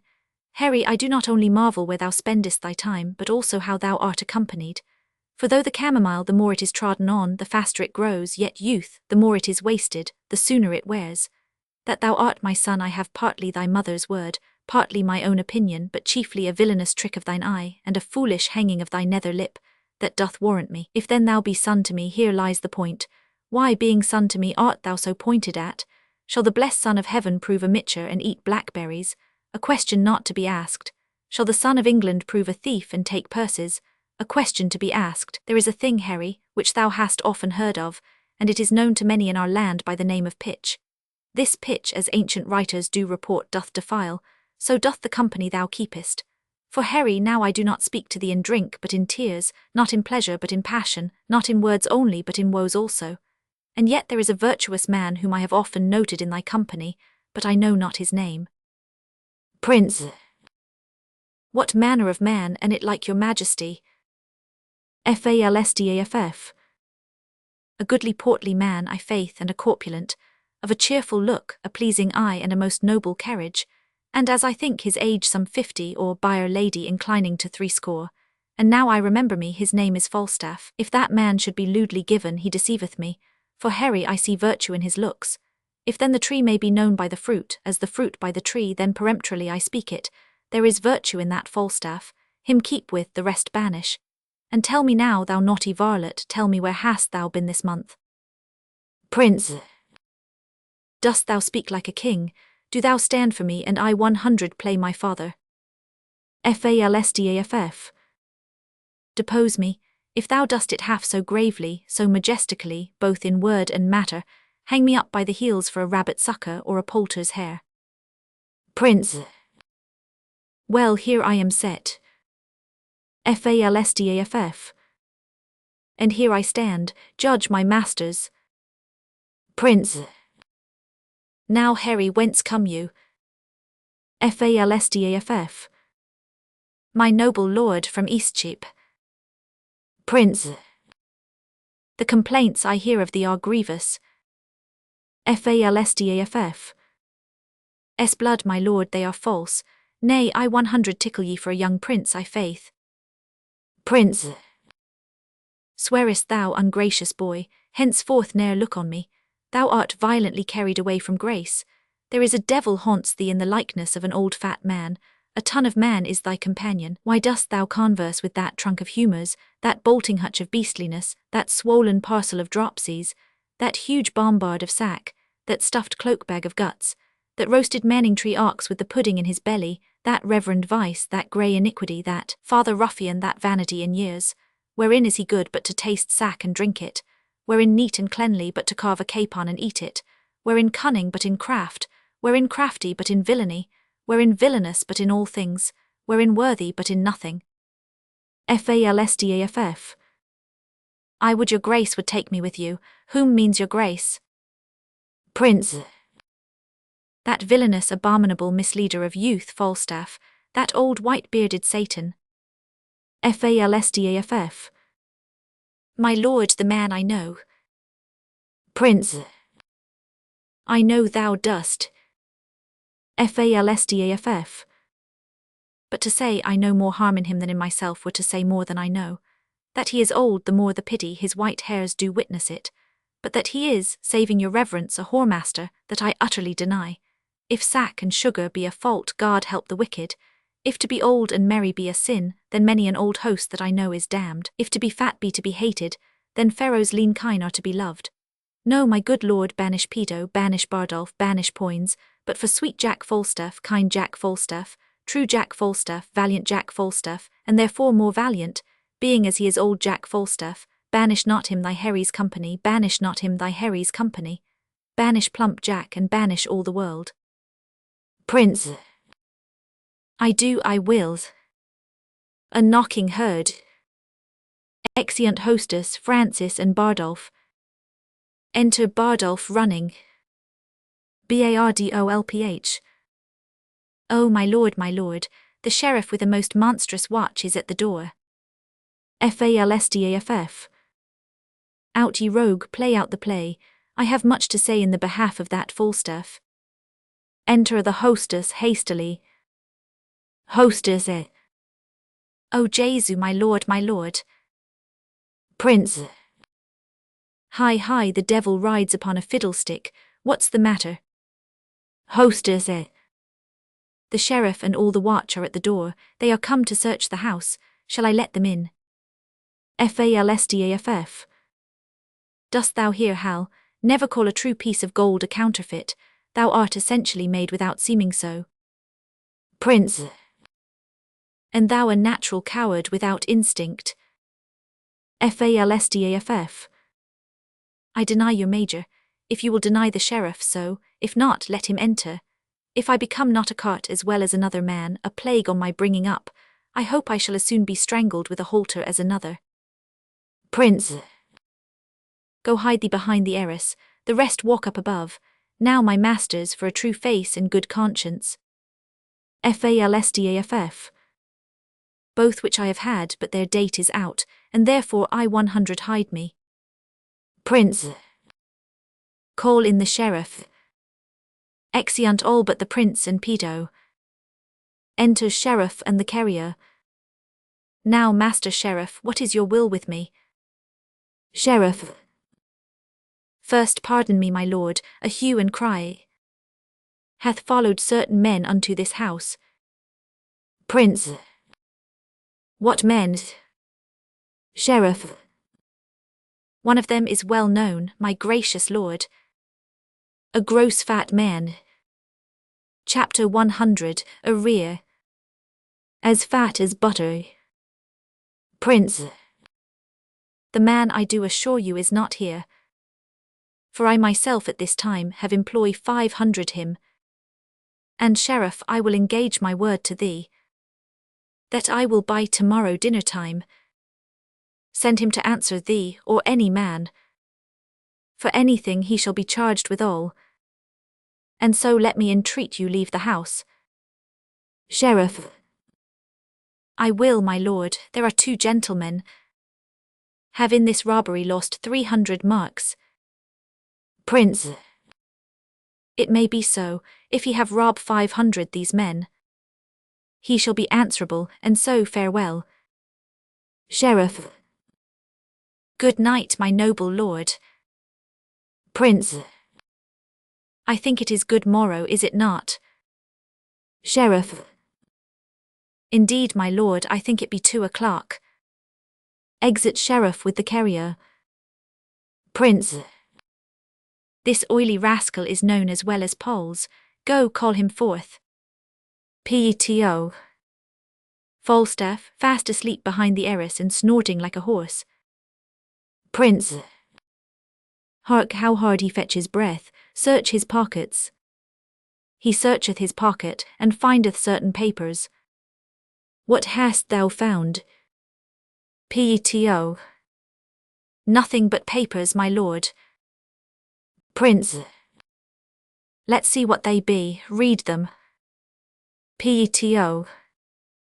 Item a capon, 2's 2d. Item sauce, 4d. Item sack 2 gallons, 5's 8d. Item anchovies and sack after supper 2's, 6d. Item bread, is ob. Prince. O monstrous, but 1/2 pennyworth of bread to this intolerable deal of sack. What there is else keep close. We 100 read it at more advantage. There let him sleep till day, I to the court in the morning. We must all to the wars, and thy place shall be honourable.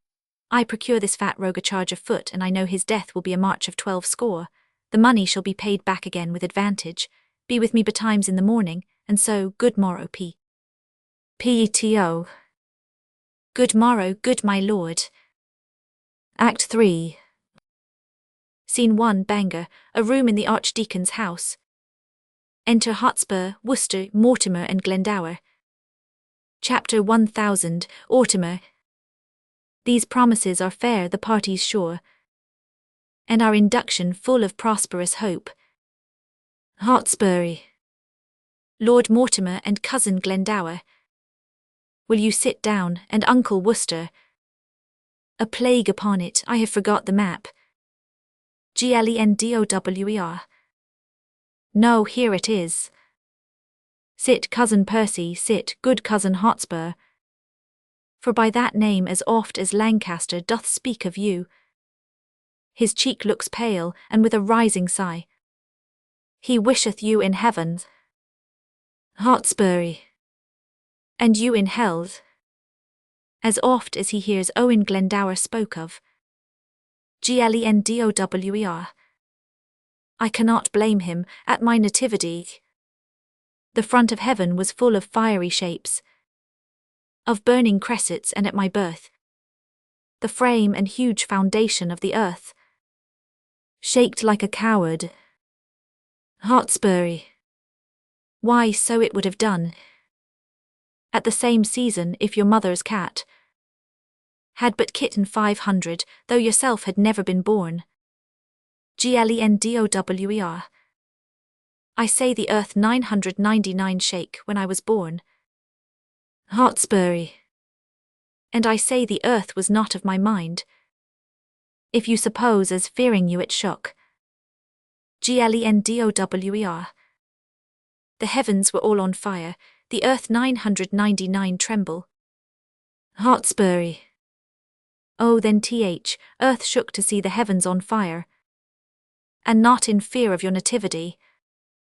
Diseased nature oftentimes breaks forth in strange eruptions, oft the teeming earth is with a kind of colic pinch 500, and vex 500, by the imprisoning of unruly wind within her womb, which for enlargement striving shakes the old beldam earth and topples down steeples and moss-grown towers. At your birth, our grandam earth, having this distemperature, in passion shook.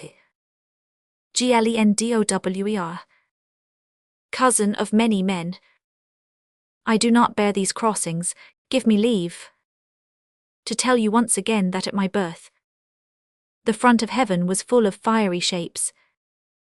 The goats ran from the mountains, and the herds were strangely clamorous to the frighted fields. These signs have marked 500 me extraordinary, and all the courses of my life do show I am not in the role of common men. Where is he living? Clip 500 in with the sea that chides the banks of England, Scotland, Wales, which calls me pupil or hath read to me, and bring him out that is but woman's son, can trace me in the tedious ways of art, and hold me pace in deep experiments. Hotspur. I think there is no man speaks better Welsh. Chapter 1, 100 to dinner. Chapter 1000, Autumn. Peace, cousin Percy, you will make him mad. Glendowwer. I can call spirits from the vasty deep. Hotspur. Why, so can I, or so can any man. But will they come when you do call for them? Glendowwer. Why, I can teach you, cousin, to command the devil. Hotspur. And I can teach thee, cars, to shame the devil. By telling truth, tell truth and shame the devil. If thou have power to raise him, bring him hither. And I 100 be sworn I have power to shame him hence. Oh, while you live, tell truth and shame the devil. Chapter 1000, Autumn. Come, come, no more of this unprofitable chat. Glendowwer. 3 times hath Henry Bolingbroke made head against my power, thrice from the banks of Wye and sandy bottom 507 have I sent him, bootless home and weather-beaten back. Hotspur. Home without boots and in foul weather too. How scapes he agues in the devil's name? Glendowwer. Come, here's the map, shall we divide our right according to our threefold order 10. Chapter 1000, Autumn. The Archdeacon hath divided it into 3 limits very equally. England from Trent and Severn hitherto, by south and east is to my part assigned 500. All westward, Wales beyond the Severn shore, and all the fertile land within that bound, to Owen Glendower, and dear Cars to you. The remnant northward lying off from Trent, and our indentures tripartite are drawn, which being sealed interchangeably, a business that this night may execute. Tomorrow, cousin Percy, you and I, and my good Lord of Worcester will set forth to meet your father and the Scottish power, as is appointed us at Shrewsbury. My father Glendower is not ready yet, nor shall we need his help these 14 days. Within that space you may have drawn together your tenants, friends, and neighbouring gentlemen. Glendower. A shorter time shall send me to you, lords, and in my conduct shall your ladies come, from whom you now must steal and take no leave. For there will be a world of water shed upon the parting of your wives and you. Hotspur. Methinks my moiety, north from Burton here, in quantity equals not one of yours. See how this river comes me cranking in, and cuts me from the best of all my land. A huge half-moon, a monstrous cantle out. Chapter 1, 100 have the current in this place dammed up, and here the smug and silver Trent shall run, in a new channel fair and evenly. It shall not wind with such a deep indent, to rob me of so rich a bottom here. Glendower. Not wind it shall, it must, you see it doth. Chapter 1000, Autumner.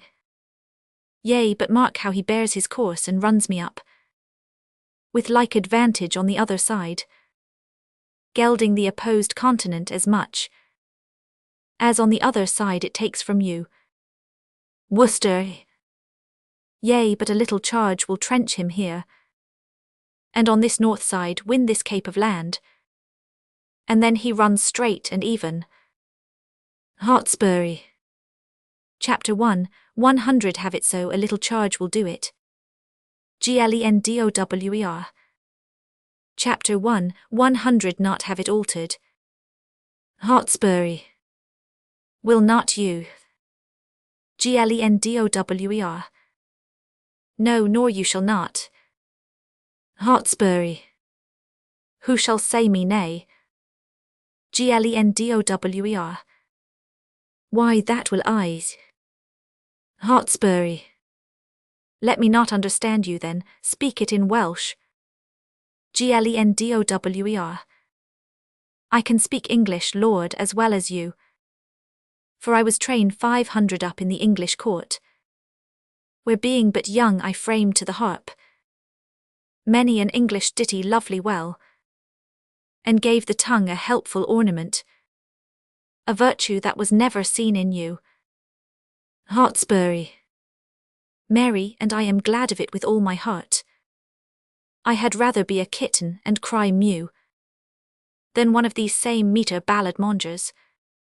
I had rather hear a brazen candlestick turn 500, or a dry wheel grate on the axletree, and that would set my teeth nothing on edge, nothing so much as mincing poetry. 'Tis like the forced gait of a shuffling nag. Glendower. Come, you shall have Trent turned.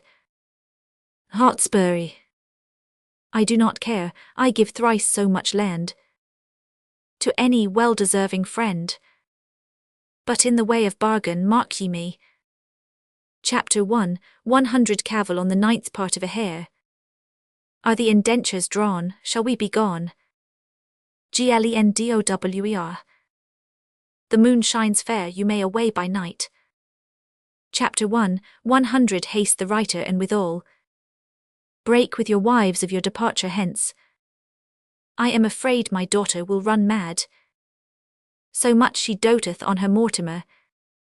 Chapter 1000, Autumner. Fie, cousin Percy, how you cross my father. Hotspur.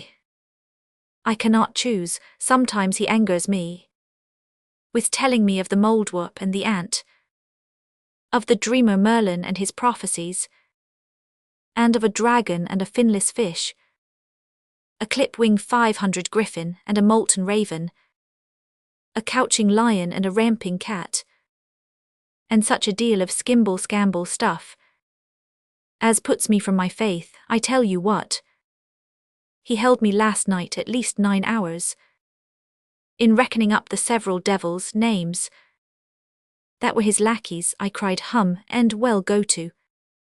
But Mark 500 him not a word, oh, he is as tedious as a tired horse, a railing wife. Worse than a smoky house, I had rather live with cheese and garlic in a windmill far than feed on cates and have him talk to me in any summer house in Christendom.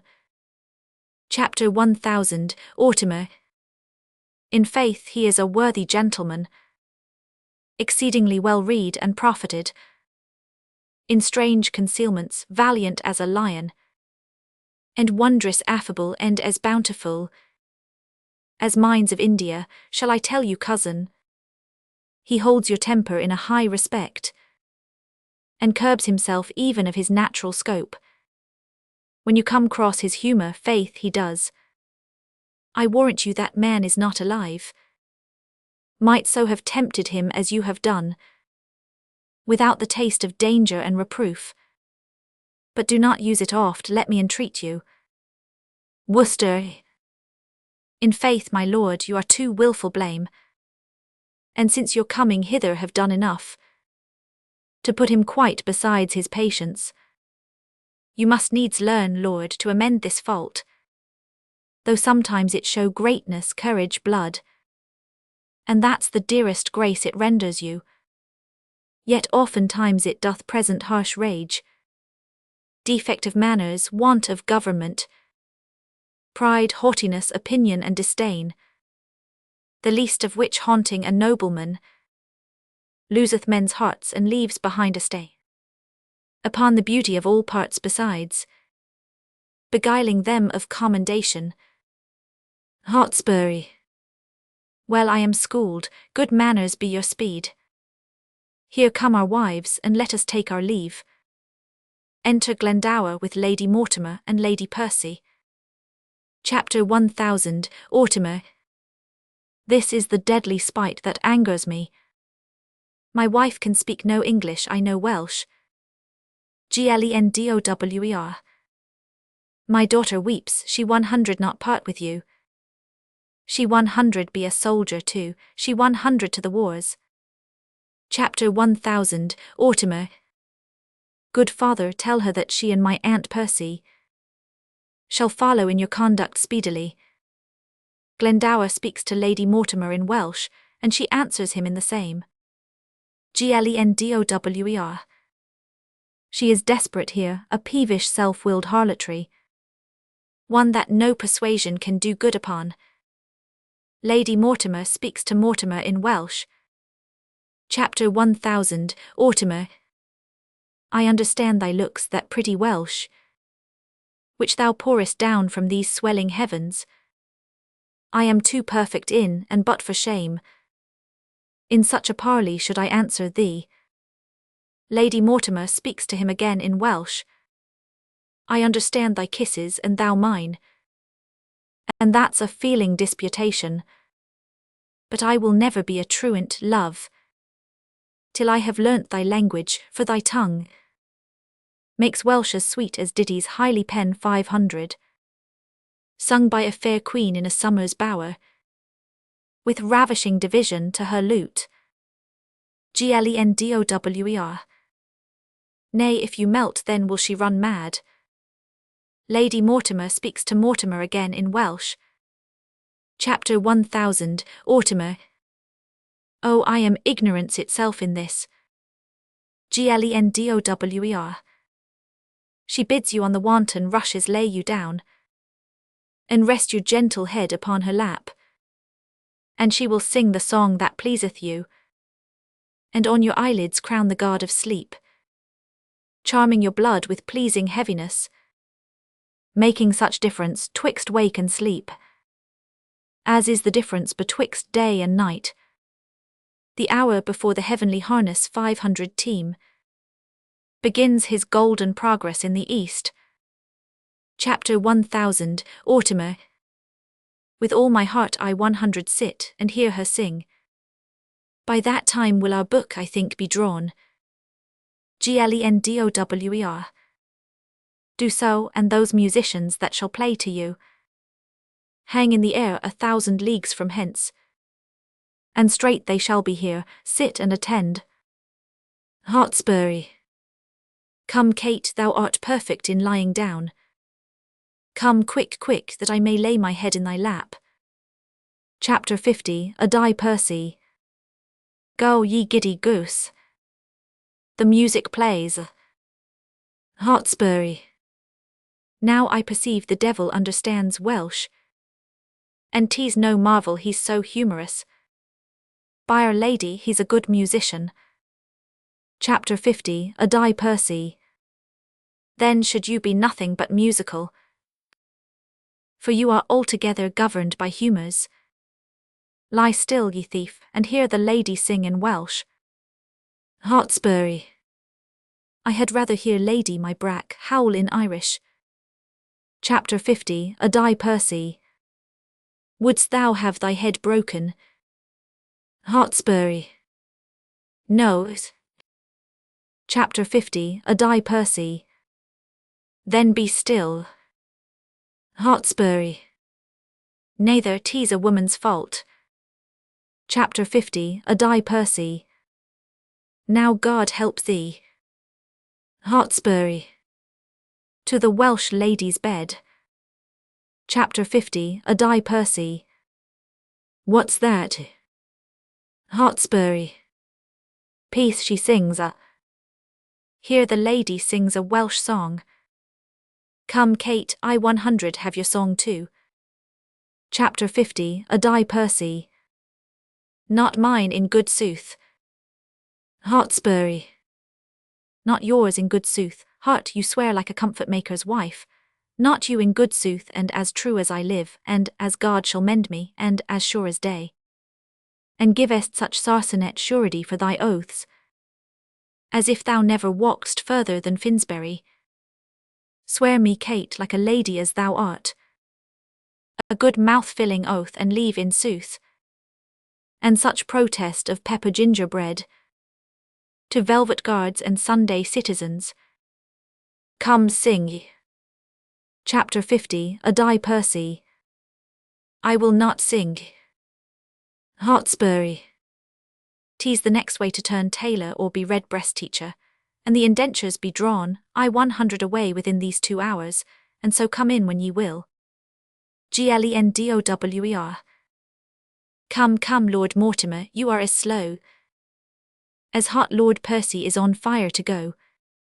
By this our book is drawn, we 100 but seal, and then to horse immediately. Chapter 1000, Mortimer. With all my heart. Scene 2, London, a room in the palace. Enter King Henry, Prince Henry and lords. King. Lords, give us leave, the Prince of Wales and I must have some private conference, but be near at hand, for we shall presently have need of you.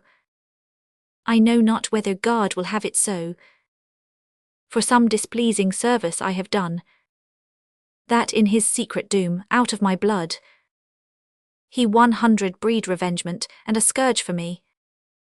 But thou dost in thy passages of life make me believe that thou art only mark 500, for the hot vengeance and the rod of heaven, to punish my misdreadings. Tell me else, could such inordinate and low desires, such poor, such bare, such lewd, such mean attempts, such barren pleasures, rude society, as thou art match 500 withal, and grafted too, accompany the greatness of thy blood, and hold their level with thy princely heart?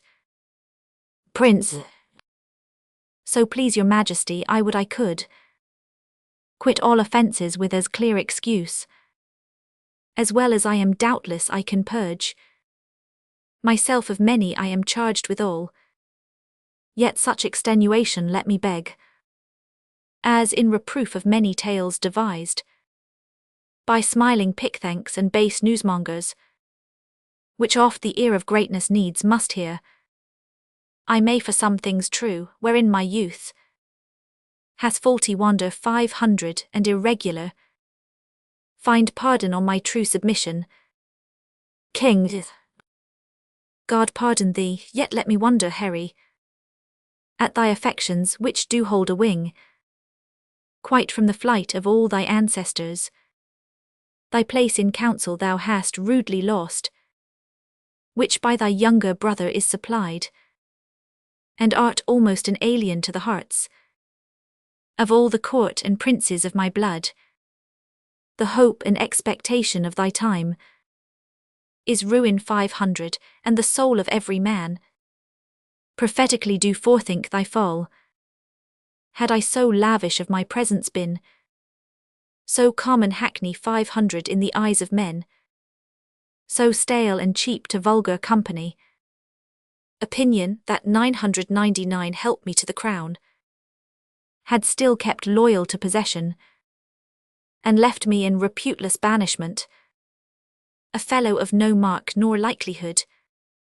By being seldom seen I could not stir, but like a comet I was wonder 500 at, that men would tell their children, this is he. Others would say, where which is Bolingbroke?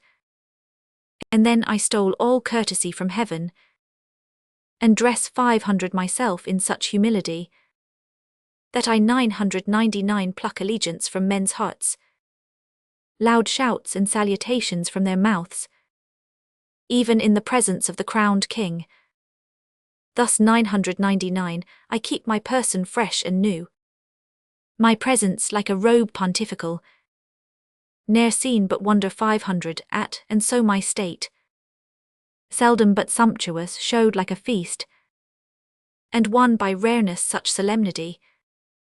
The skipping king he ambled up and down, with shallow jesters and rash bavin wits, soon kindled and soon burnt, carded his state, mingled his royalty with capering fools, had his great name profaned with their scorns, and gave his countenance against his name, to laugh at gibing boys and stand the push of every beardless vain comparative, grew a companion to the common streets, in fief 500 himself to popularity, that being daily swallow 500 by men's eyes, they surfeited with honey and began to loathe the taste of sweetness, whereof a little, more than a little is by much too much. So when he had occasion to be seen, he was but as the cuckoo is in June, heard not regarded, seen but with such eyes, as, sick and blunted with community, afford no extraordinary gaze, such as is bent on sun-like majesty, when it shines seldom in admiring eyes, but rather drowsed and hung their eyelids down, slept in his face, and render 500 such aspect, as cloudy men use to their adversaries, being with his presence glutted, gorged and full. And in that very line, Harry, standest thou, for thou hast lost thy princely privilege, with vile participation, not an eye, but is aweary of thy common sight, save mine which hath desired to see thee more, which now doth that I would not have it do, make blind itself with foolish tenderness.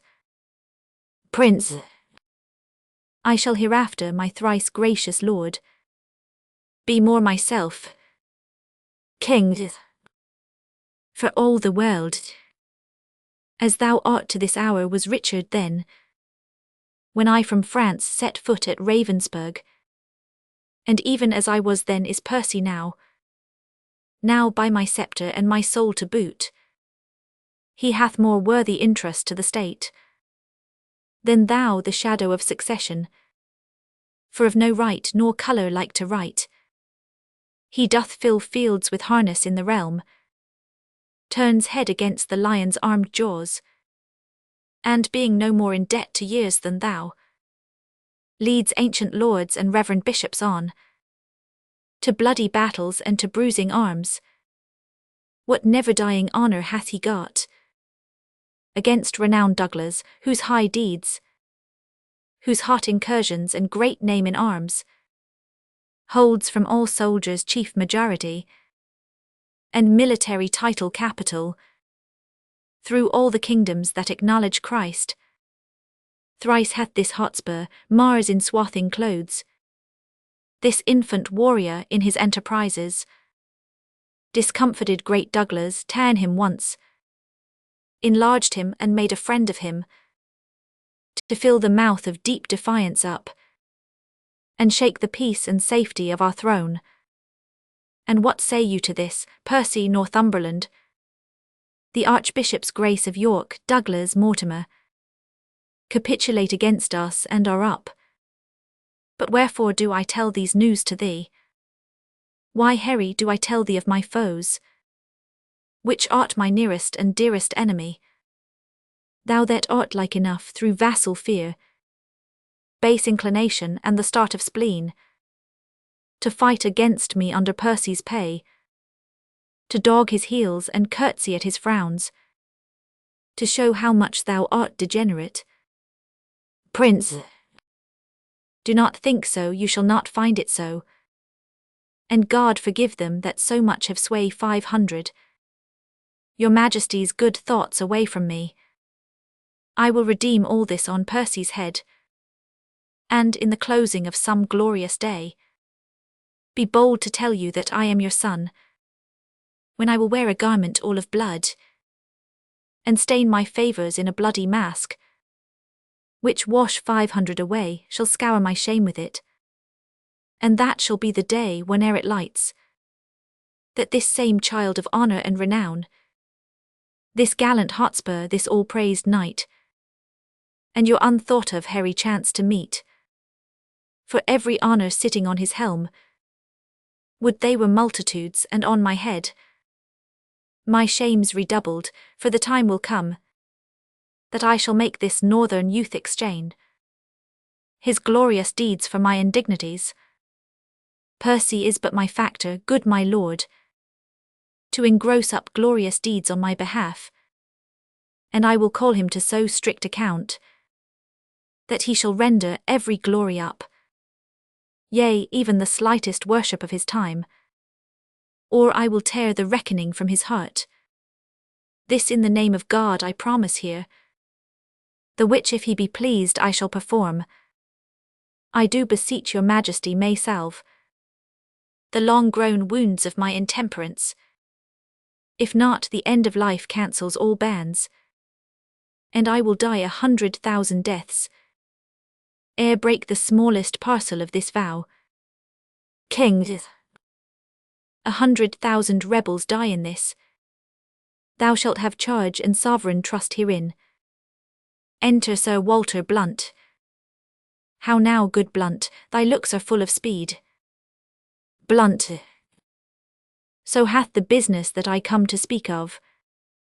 Lord Mortimer of Scotland hath sent word that Douglas and the English rebels met the 11th of this month at Shrewsbury. A mighty and a fearful head they are, if promises be kept on every hand, as ever offer 500 foul play in a state. King, the Earl of Westmoreland set forth today, with him my son, Lord John of Lancaster, for this advertisement is 5 days old. On Wednesday next you, Harry, shall set forward. On Thursday we ourselves will march. Our meeting is Bridgenorth, and Harry, you shall march through Gloucestershire, by which account our business valued some 12 days hence.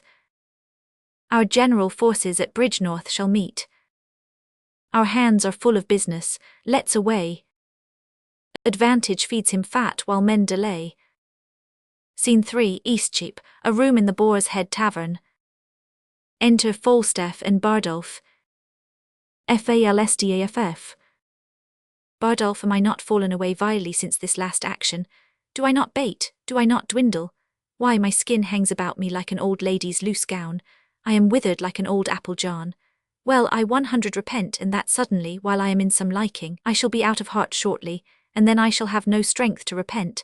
And I have not forgotten what the inside of a church is made of. I am a peppercorn, a brewer's horse. The inside of a church, company, villainous company, hath been the spoil of me. Bardolph. Sir John, you are so fretful you cannot live long. Falstaff. Why, there is it. Come, sing me a song, make me merry. I was as virtuously given as a gentleman need to be, virtuous enough, swore little, diced not above 7 times a week, went to a bawdy house not above once in a quarter in an hour, paid money that I borrowed 3 or 4 times, lived well and in good compass, and now I live out of all order, out of all compass. Bardolph. Why, you are so fat, Sir John, that you must needs be out of all compass, out of all reasonable compass, Sir John. Falstaff. Do thou amend thy face, and I 100 amend my life. Thou art our admiral, thou bearest the lantern in the poop, but tea's in the nose of thee. Thou art the knight of the burning lamp. Bardolph. Why, Sir John, my face does you no harm. Falstaff. No, I 100 be sworn I make as good use of it as many a man doth of a death's head or a memento mori. I never see thy face, but I think upon hellfire and Dives that lived in purple, for there he is in his robes, burning, burning. If thou wert any way given to virtue, I would swear by thy face. My oath should be, by this fire that's God's angel. But thou art altogether given over, and wert indeed, but for the light in thy face, the son of utter darkness, when thou ranst up Gad's hill in the night to catch my horse. If I 999 not think thou hadst been an ignis fatuus or a bowl of wildfire, there's no purchase in money. Oh, thou art a perpetual triumph, an everlasting bonfire light. Thou hast saved me 1,000 marks in links and torches, walking with thee in the night betwixt tavern and tavern, but the sack that thou hast drunk me would have bought me lights as good cheap at the dearest chandler's in Europe. I have maintained that salamander of yours with fire any time this 32 years, God reward me for it. Bardolph. Blood, I would my face were in your belly. Falstaff. God a mercy, so should I be sure to be heartburnt. Enter the hostess. How now, Dame Partlet the hen, have you enquired yet who picked my pocket? Hostess. Why, Sir John, what do you think, Sir John? Do you think I keep thieves in my house? I have searched, I have enquired, so has my husband, man by man, boy by boy, servant by servant. The tithe of a hair was never lost in my house before. Falstaff. Ye lie, hostess. Bardolph was shaved and lost many a hair, and I 100 be sworn my pocket was picked. Go to, you are a woman, go. Hostess. Who I know, I defy thee. God's light, I was never called so in mine own house before. Falstaff. Go to, I know you well enough. Hostess. No, Sir John, you do not know me, Sir John. I know you, Sir John, you owe me money, Sir John, and now you pick a quarrel to beguile me of it. I bought you a dozen of shirts to your back. Falstaff. Dowlers, filthy dowlers.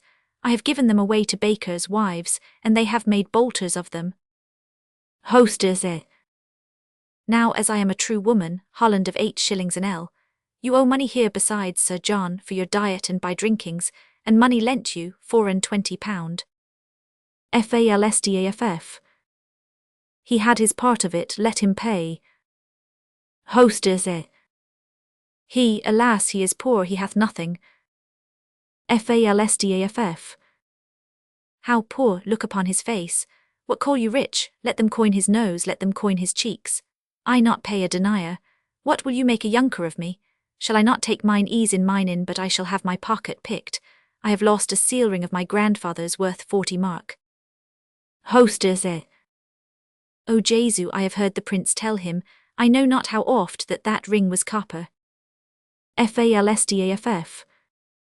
How, the prince is a jack, a sneak-up. Blood, and he were here, I would cudgel him like a dog if he would say so. Enter Prince Henry with pedo marching. Falstaff meets him, playing on his truncheon like a fife.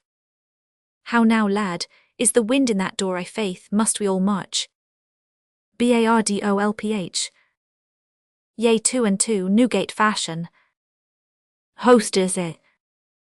My lord, I pray you hear me. Prince. What say'st thou, mistress, quickly? How doth thy husband? I love him well, he is an honest man. Hostess. Good my lord, hear me. Falstaff. Prithee, let her alone and list to me. Prince. What say'st thou, Jack? Falstaff. The other night I fell asleep here behind the arras and had my pocket picked. This house is turned bawdy house, they pick pockets. Prince. What didst thou lose, Jack? Falstaff. Wilt thou believe me, Hal, 3 or 4 barns of £40 apiece and a seal ring of my grandfather, S. Prince. A trifle, some 8 penny matter. Hostess. So I told him, my lord, and I said I heard your grace say so. And my lord, he speaks most vilely of you, like a foul-mouthed man as he is, and said he would cudgel you. Prince. What, he 999 not? Hostess. There's neither faith, truth, nor womanhood in me else. Falstaff. There's no more faith in thee than in a stewed prune, nor no more truth in thee than in a drawn fox. And for womanhood, Maid Marian may be the deputy's wife of the ward to thee. Go, you thing, go. Hostess. Say what thing, what thing? Falstaff. What thing, why a thing to thank God on? Hostess. I am no thing to thank God on, I would thou shouldst know it. I am an honest man's wife, and, setting thy knighthood aside, thou art a knave to call me so. Falstaff. Setting thy womanhood aside, thou art a beast to say otherwise. Hostess. Say what beast, thou knave thou? Falstaff. What beast, why an otter? Prince. An otter, Sir John, why an otter? Falstaff. Why, she's neither fish nor flesh, a man knows not where to have her. Hostess. Thou art an unjust man in saying so, thou or any man knows where to have me, thou knave thou. Prince. Thou say'st he true, hostess, and he slanders thee most grossly. Hostess. So he doth you, my lord, and said this other day you ought him £1,000. Prince. Sirrah, do I owe you £1,000? Falstaff. £1,000, Hal, 1,000,000. Thy love is worth 1,000,000, thou owest me thy love. Hostess. Nay, my lord, he call 500 you, Jack, and said he would cudgel you. Falstaff. Chapter 999, I, Bardolph. Bardolph. Indeed, Sir John, you said so. Falstaff. Yea, if he said my ring was copper. Prince. I say 'tis copper, darest thou be as good as thy word now? Falstaff. Why, Hal, thou knowest, as thou art but man, I dare, but as thou art prince, I fear thee as I fear the roaring of the lion's whelp. Prince. And why not as the lion? Falstaff. The king himself is to be feared as the lion. Dost thou think I fear thee as I fear thy father? Nay, and I do, I pray God my girdle break. Prince. Oh, if it should, how would thy guts fall about thy knees? But, sirrah, there's no room for faith, truth, nor honesty in this bosom of thine.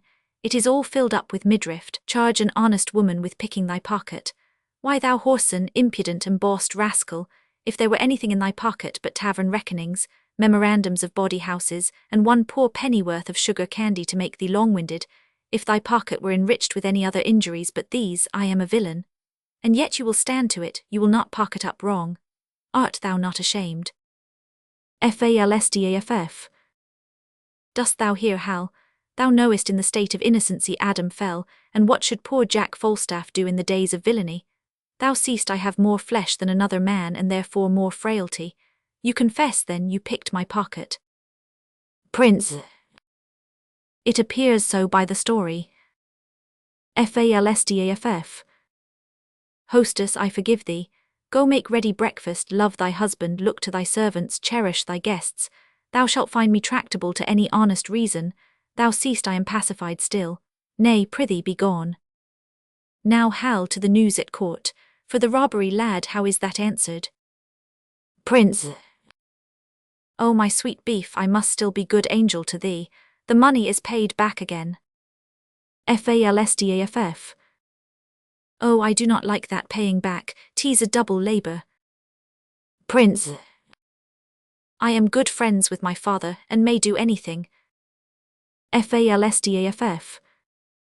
Rob me the exchequer the first thing thou dost, and do it with unwashed hands too. Bardolph. Do, my lord. Prince.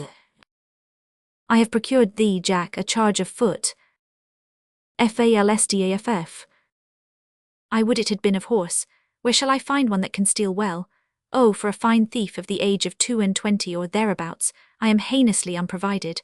Well, God be thanked for these rebels, they offend none but the virtuous. I laud them, I praise them. Prince. Bardolph. Bardolph. My lord. Prince. Go bear this letter to Lord John of Lancaster. To my brother John, this to my Lord of Westmoreland. Go pedo to horse, for thou and I have 30 miles to ride yet ere dinner time. Jack, meet me tomorrow in the Temple Hall, at 2 o'clock in the afternoon. There shalt thou know thy charge, and there receive money and order for their furniture. The land is burning, Percy stands on high, and either we or they must lower lie. Falstaff. Rare words, brave world, hostess, my breakfast come. Oh, I could wish this tavern were my drum. Act 4. Scene 1, the rebel camp near Shrewsbury. Enter Hotspur, Worcester and Douglas. Hotspur. Well said, my noble Scot, if speaking truth. In this fine age were not thought flattery. Such attribution should the Douglas have, as not a soldier of this season's stamp should go so general current through the world. By God, I cannot flatter, I do defy the tongues of soothers, but a braver place in my heart's love hath no man than yourself. Nay, task me to my word, approve me, Lord. Chapter 500, Auglas. Thou art the king of honour. No man so potent breathes upon the ground, but I will beard him. Hotspur. Do so, and 'tis well. Enter a messenger with letters. What letters hast thou there? I can but thank you. Chapter 1000, Essenger. These letters come from your father. Hotspur. Letters from him, why comes he not himself? Chapter 1000, Essenger. He cannot come, my lord, he is grievous sick. Hotspur. Zounds, how has he the leisure to be sick? In such a justling time, who leads his power? Under whose government come they along? Chapter 1000, Essenger. His letters bear his mind, not I, my lord. Worcester. I prithee tell me, doth he keep his bed? Chapter 1000, Essenger. He 999, my lord, 4 days ere I set forth. And at the time of my departure thence, he was much fear 500 by his physicians. Worcester. I would the state of time had first been whole, ere he by sickness had been visited. His health was never better worth than now. Hotspur. Sick now, droop now, this sickness doth infect the very life-blood of our enterprise. 'Tis catching hither, even to our camp. He writes me here that inward sickness, and that his friends by deputation could not so soon be drawn, nor 999 he think it meet to lay so dangerous and dear a trust on any soul removed but on his own. Yet doth he give us bold advertisement that with our small conjunction we should on to see how fortune is disposed to us. For as he writes, there is no quailing now, because the king is certainly possess 500 Of all our purposes, what say you to it? Worcester. Your father's sickness is a maim to us. Hotspur. A perilous gash, a very limb lop 500 off. And yet in faith it is not, his present want seems more than we shall find it, were it good to set the exact wealth of all our states, all at one cast, to set so rich a main, on the nice hazard of one doubtful hour. It were not good, for therein should we read the very bottom and the soul of hope, the very list, the very utmost bound of all our fortunes. Chapter 500, Auglers.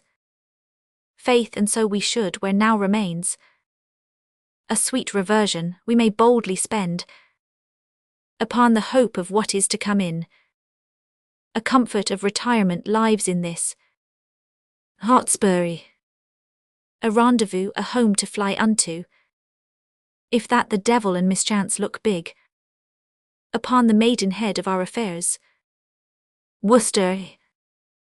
But yet I would your father had been here. The quality and hair of our attempt brooks no division, it will be thought by some that know not why he is away, that wisdom, loyalty, and mere dislike of our proceedings kept the Earl from hence. And think how such an apprehension may turn the tide of fearful faction, and breed a kind of question in our cause. For well you know we of the offering side must keep aloof from strict arbitrament, and stop all sight holes, every loop from whence the eye of reason may pry in upon us. This absence of your father's draws a curtain that shows the ignorant a kind of fear before not dreamt of. Hotspur. You strain too far. I rather of his absence make this use. It lends a lustre and more great opinion, a larger dare to our great enterprise, than if the Earl were here, for men must think, if we without his help can make a head to push against the kingdom, with his help we shall turn it topsy-turvy down. Yet all goes well, yet all our joints are whole. Chapter 500, Auglers. As heart can think, there is not such a word spoke in Scotland as this term of fear. Enter Sir Richard Vernon. Hotspur. My cousin Vernon, welcome by my soul. Chapter 5, Ernon. Pray God my news be worth a welcome, Lord. The Earl of Westmoreland, 7,000 strong, is marching hitherwards, with him Prince John. Hotspur. No harms, what more? Chapter 5, Ernon. And further I have learned 500. The king himself in person is set forth, or hitherwards intended speedily, with strong and mighty preparation. Hotspur. He shall be welcome too. Where is his son, the nimble-footed madcap Prince of Wales, and his comrades that daff the world aside and bid it pass? Chapter 5, Ernon. All furnish 500, all in arms, all plumed like estridges that with the wind baited like eagles having lately bathed, glittering in golden coats like images, as full of spirit as the month of May, and gorgeous as the sun at midsummer, wanton as youthful goats, wild as young bulls. I saw young Harry with his beaver on, his cuisses on his thighs, gallantly arm 500, rise from the ground like feather 500 Mercury, and vaulted with such ease into his seat, as if an angel drop 500 down from the clouds, to turn and wind a fiery Pegasus, and witch the world with noble horsemanship. Hotspur. No more, no more, worse than the sun in March. This praise doth nourish agues, let them come. They come like sacrifices in their trim, and to the fire-eyed maid of smoky war All hot and bleeding will we offer them. The mailed Mars shall on his altar sit. Up to the ears in blood, I am on fire. To hear this rich reprisal is so nigh. And yet not ours. Come, let me taste my horse. Who is to bear me like a thunderbolt against the bosom of the Prince of Wales? Herry to herry shall, hot horse to horse, meet and ne'er part till one drop down a course. Oh, that Glendower were come. Chapter 5 Ernon. There is more news. I learned 500 in Worcester, as I rode along. He cannot draw his power this 14 days. Chapter 500 Auglers. That's the worst tidings that I hear of yet. Worcester. I by my faith that bears a frosty sound. Hotspur. What may the king's whole battle reach unto? Chapter 5 Ernon. To 30,000. Hotspur. 40 let it be. My father and Glendower being both away, the powers of us may serve so great a day. Come, let us take a muster speedily. Doomsday is near, die all, die merrily. Chapter 500 Auglers. Talk not of dying, I am out of fear of death or death's hand for this 1/2 year. Scene 2 A public road near Coventry. Enter Falstaff and Bardolph. Falstaff. Bardolph, get thee before to Coventry, fill me a bottle of sack. Our soldiers shall march through, we 100 to Sutton Coffil tonight. Bardolph. Will you give me money, Captain? Falstaff. Lay out, lay out. Bardolph. This bottle makes an angel. Falstaff. And if it do, take it for thy labour. And if it make 20, take them all. I 100 answer the coinage. Bid my Lieutenant Peto meet me at town's end. Bardolph. I will, Captain, farewell. Falstaff. If I be not ashamed of my soldiers, I am a soused gurnet. I have misused the king's press damnably. I have got in exchange of 150 soldiers, 300 and odd pounds. I press me none but good householders, yeomen's sons, inquire me out contracted bachelors, such as had been asked twice on the bands, such a commodity of warm slaves as had as lief hear the devil as a drum, such as fear the report of a caliver worse than a struck fowl, or a hurt wild duck. I press me none but such toasts and butter, with hearts in their bellies no bigger than pins' heads, and they have bought out their services.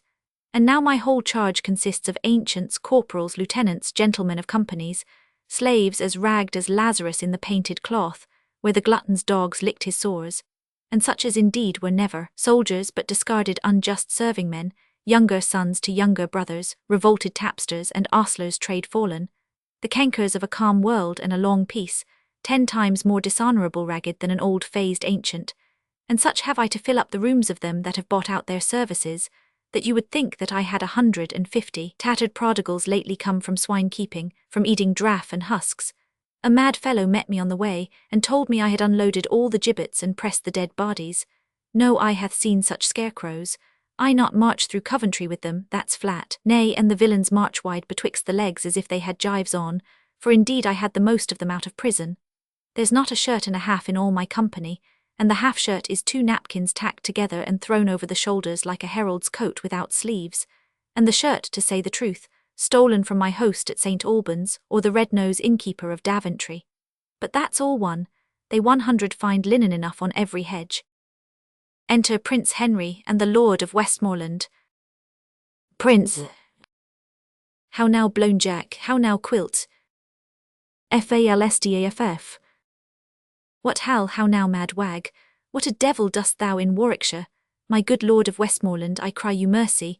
I thought your honour had already been at Shrewsbury. Wstmorland. Faith, Sir John, 'tis more than time that I were there, and you too, but my powers are there already. The king, I can tell you, looks for us all. We must away all night. Falstaff. Tut, never fear me. I am as vigilant as a cat to steal cream. Prince, I think to steal cream indeed, for thy theft hath already made thee butter. But tell me, Jack, whose fellows are these that come after? Falstaff. Mind, Hal, mind. Prince, I 999 never see such pitiful rascals. Falstaff. Tut tut, good enough to toss. Food for powder, they 100 fill a pit as well as better. Tush, man, mortal men, mortal men. Wstmorland. Ay, but Sir John, methinks they are exceeding poor and bare, too beggarly. Falstaff. Faith, for their poverty I know not where they had that, and for their bareness I am sure they never learned that of me. Prince, No, I 100 be sworn unless you call 3 fingers on the ribs bare. But sirrah, make haste, Percy is already in the field. Falstaff. What is the king encamped? Wstmorland. He is Sir John, I fear we shall stay too long. Falstaff. Well, to the latter end of a fray and the beginning of a feast. Fitz a dull fighter and a keen guest. Scene 3, the rebel camp near Shrewsbury. Enter Hotspur, Worcester, Douglas and Vernon. Hotspur. We 100 fight with him tonight. Worcester. It may not be. Chapter 500, Auglers. You give him then advantage. Chapter 5, Ernon. Not a whit. Hotspur. Why say you so, looks he not for supply? Chapter 5, Ernon. So do we. Hotspur. His is certain, ours is doubtful. Worcester. Good cousin, be advised, stir not tonight. Chapter 5, Ernon. Do not, my lord. Chapter 500, Auglers. You do not counsel well. You speak it out of fear and cold heart. Chapter 5, Ernon. Do me no slander, Douglas, by my life. And I dare well maintain it with my life. If well-respected honour bid me on, I hold as little counsel with weak fear as you, my lord, or any Scot that this day lives. Let it be seen tomorrow in the battle which of us fears. Chapter 500, Auglers. Yea, or tonight. Chapter 5, Ernon. Content. Hotspur. Tonight say I. Chapter 5, Ernon. Come, come, it may not be, I wonder much, being men of such great leading as you are, that you foresee not what impediments drag back our expedition. Certain horse of my cousin Vernon's are not yet come up. Your uncle Worcester's horse came but today, and now their pride and mettle is asleep, their courage with hard labour tame and dull, that not a horse is half the half himself. Hotspur. So are the horses of the enemy. In general, journey baited and brought low. The better part of ours are full of rest. Worcester. The number of the king exceedeth ours. For God's sake, cousin, stay till all come in. The trumpet sounds a parley. Enter Sir Walter Blunt. Blunt. I come with gracious offers from the king, if you vouchsafe me hearing and respect. Hotspur. Welcome, Sir Walter Blunt, and would to God you were of our determination. Some of us love you well, and even those some envy your great deservings and good name, because you are not of our quality, but stand against us like an enemy. Blunt. And God defend, but still I should stand so long as out of limit and true rule you stand against anointed majesty. But to my charge, the king hath sent to know the nature of your griefs, and whereupon You conjure from the breast of 153 peace. Such bold hostility, teaching his duteous land. Audacious cruelty, if that the king have any way your good deserts forgot, which he confesseth to be manifold. He bids you name your griefs, and with all speed you shall have your desires with interest, and pardon absolute for yourself and these, herein misled by your suggestion. Hotspur. The king is kind, and well we know the king knows at what time to promise, when to pay. My father and my uncle and myself, 999, give him that same royalty he wears. And when he was not 26 strong, sick in the world's regard, wretched and low, a poor unminded outlaw sneaking home, my father gave him welcome to the shore.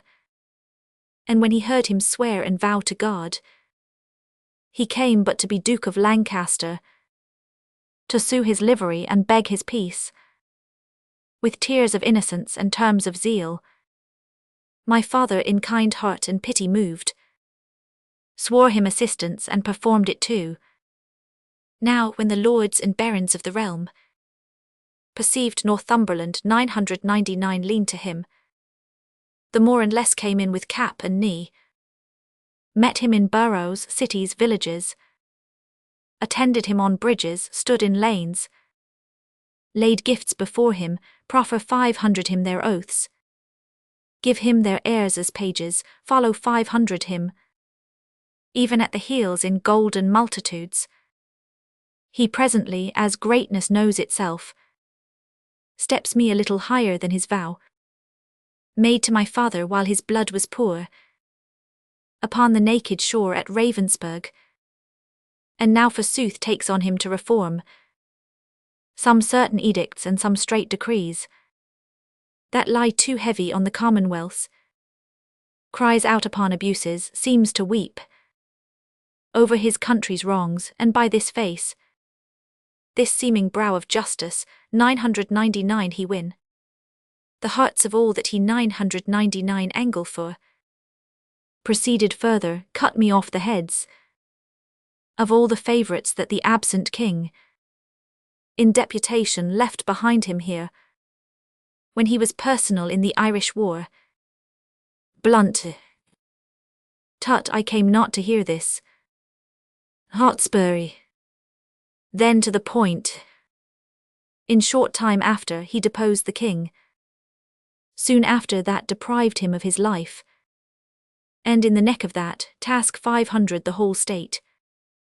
To make that worse, suffer 500 his kinsman march, who is, if every owner were well placed, indeed his king, to be engaged in Wales, there without ransom to lie forfeited, disgraced me in my happy victories, sought to entrap me by intelligence, rated mine uncle from the council board, in rage dismiss 500 my father from the court, broke oath on oaths, committed wrong on wrong, and in conclusion drove us to seek out this head of safety, and withal to pry into his title, the which now we find too indirect for long continuance.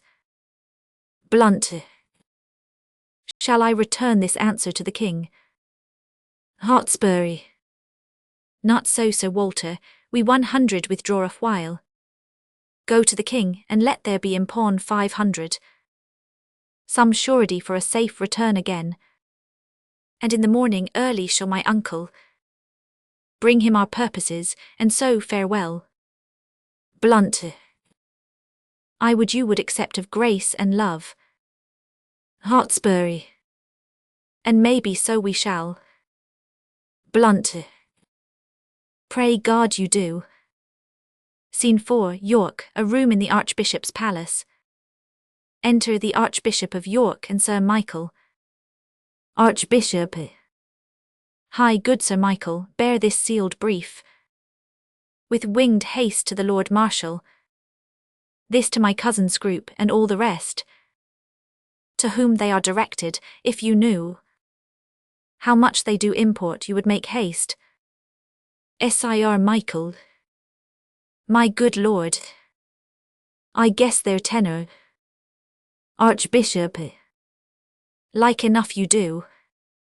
Tomorrow, good Sir Michael, is a day wherein the fortune of 10,000 men must bide the touch for Sir at Shrewsbury. As I am truly given to understand, the king with mighty and quick-raised power meets with Lord Harry, and I fear Sir Michael, what with the sickness of Northumberland, whose power was in the first proportion, and what with Owen Glendower's absence thence, who with them was a rated sinew too, and comes not in, Oral 500 by prophecies. I fear the power of Percy is too weak to wage an instant trial with the king. Sir Michael. Why, my good lord, you need not fear. There is Douglas and Lord Mortimer. Archbishop. No, Mortimer is not there. Sir Michael. But there is Mordache Vernon, Lord Harry Percy. And there is my Lord of Worcester, and a head of gallant warriors, noble gentlemen. Archbishop. And so there is, but yet the king hath drawn the special head of all the land together, the Prince of Wales, Lord John of Lancaster, the noble Westmoreland and warlike Blunt, and many more corrivals and dear men, of estimation and command in arms. Sir Michael. Doubt not, my lord, they shall be well opposed. Archbishop. I hope no less, yet needful tease to fear, and to prevent the worst, Sir Michael, speed.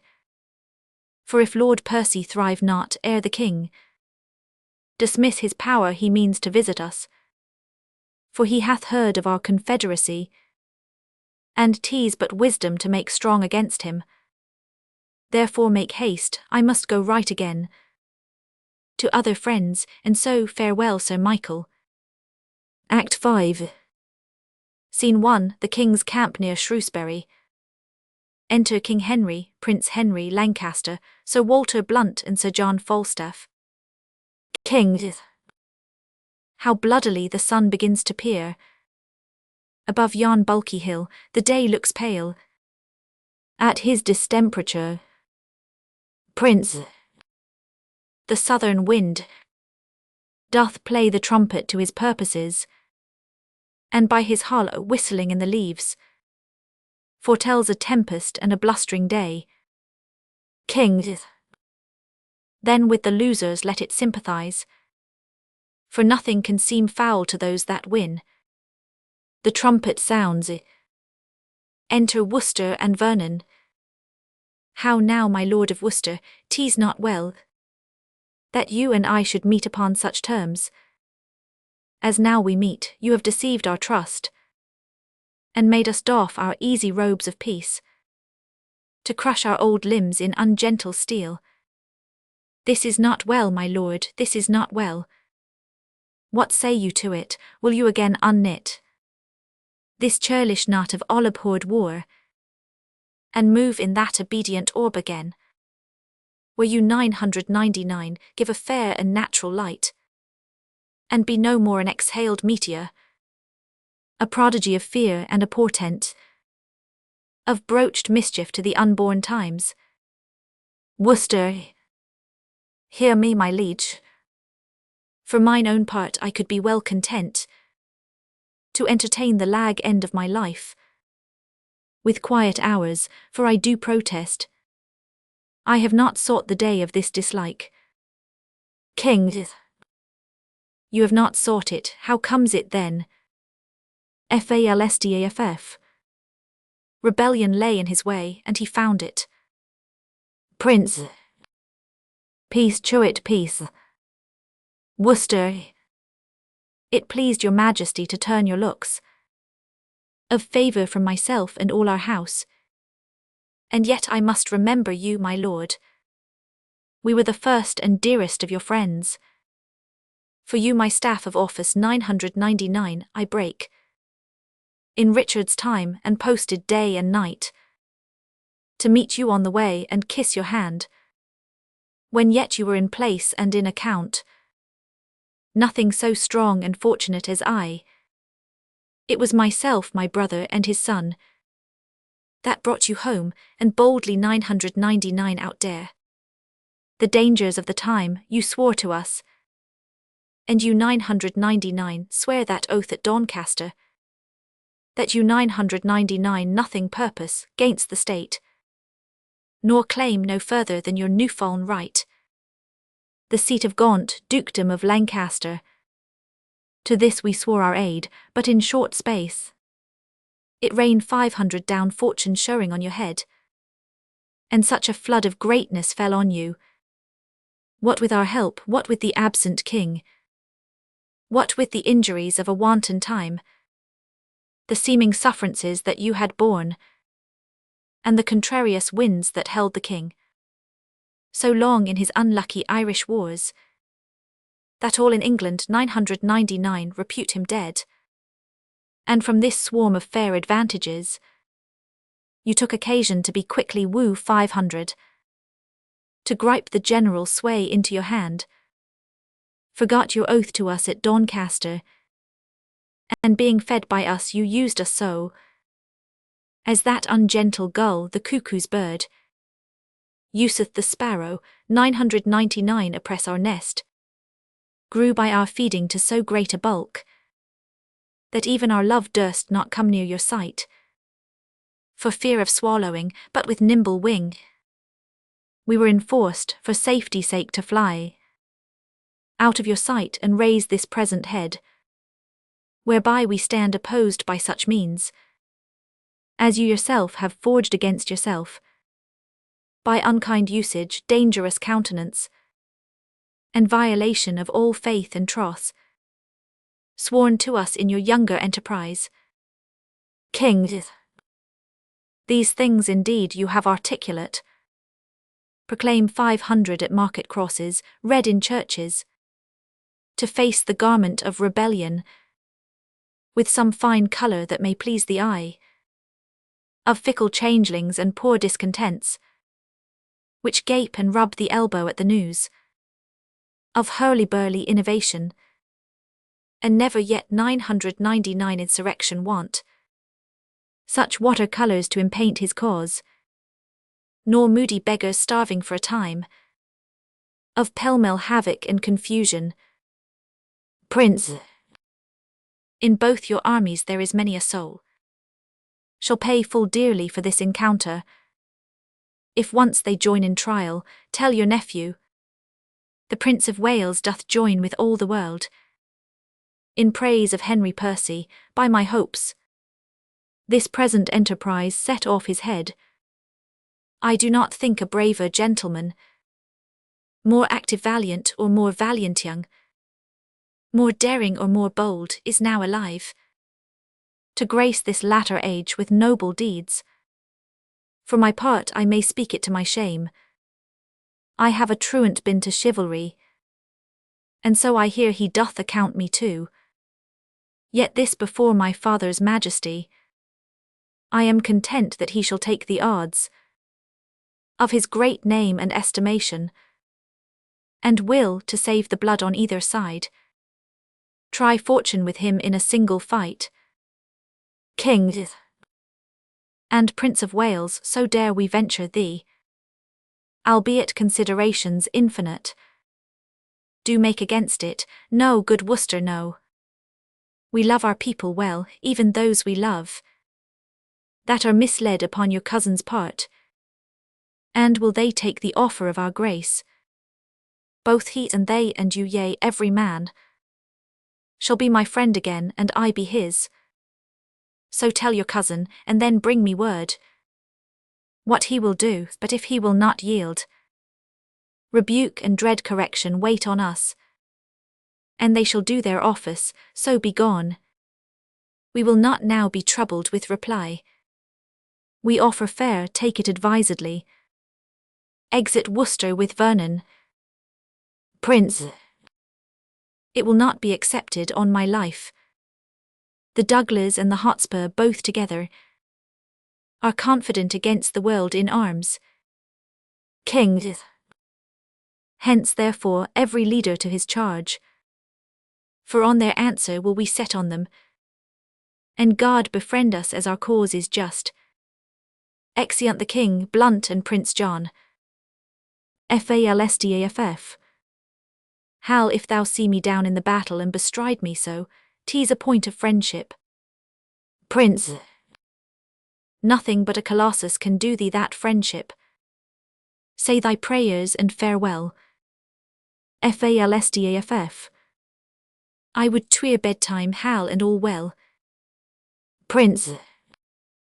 Why, thou owest God a death. Falstaff. 'Tis not due yet, I would be loth to pay him before his day. What need I be so forward with him that calls not on me? Well, 'tis no matter, honour pricks me on. Yea, but how if honour prick me off when I come on? How then can honour set to a leg, no, or an arm, no, or take away the grief of a wound? No, honour hath no skill in surgery then. No, what is honour? A word. What is in that word, honour? What is that honour?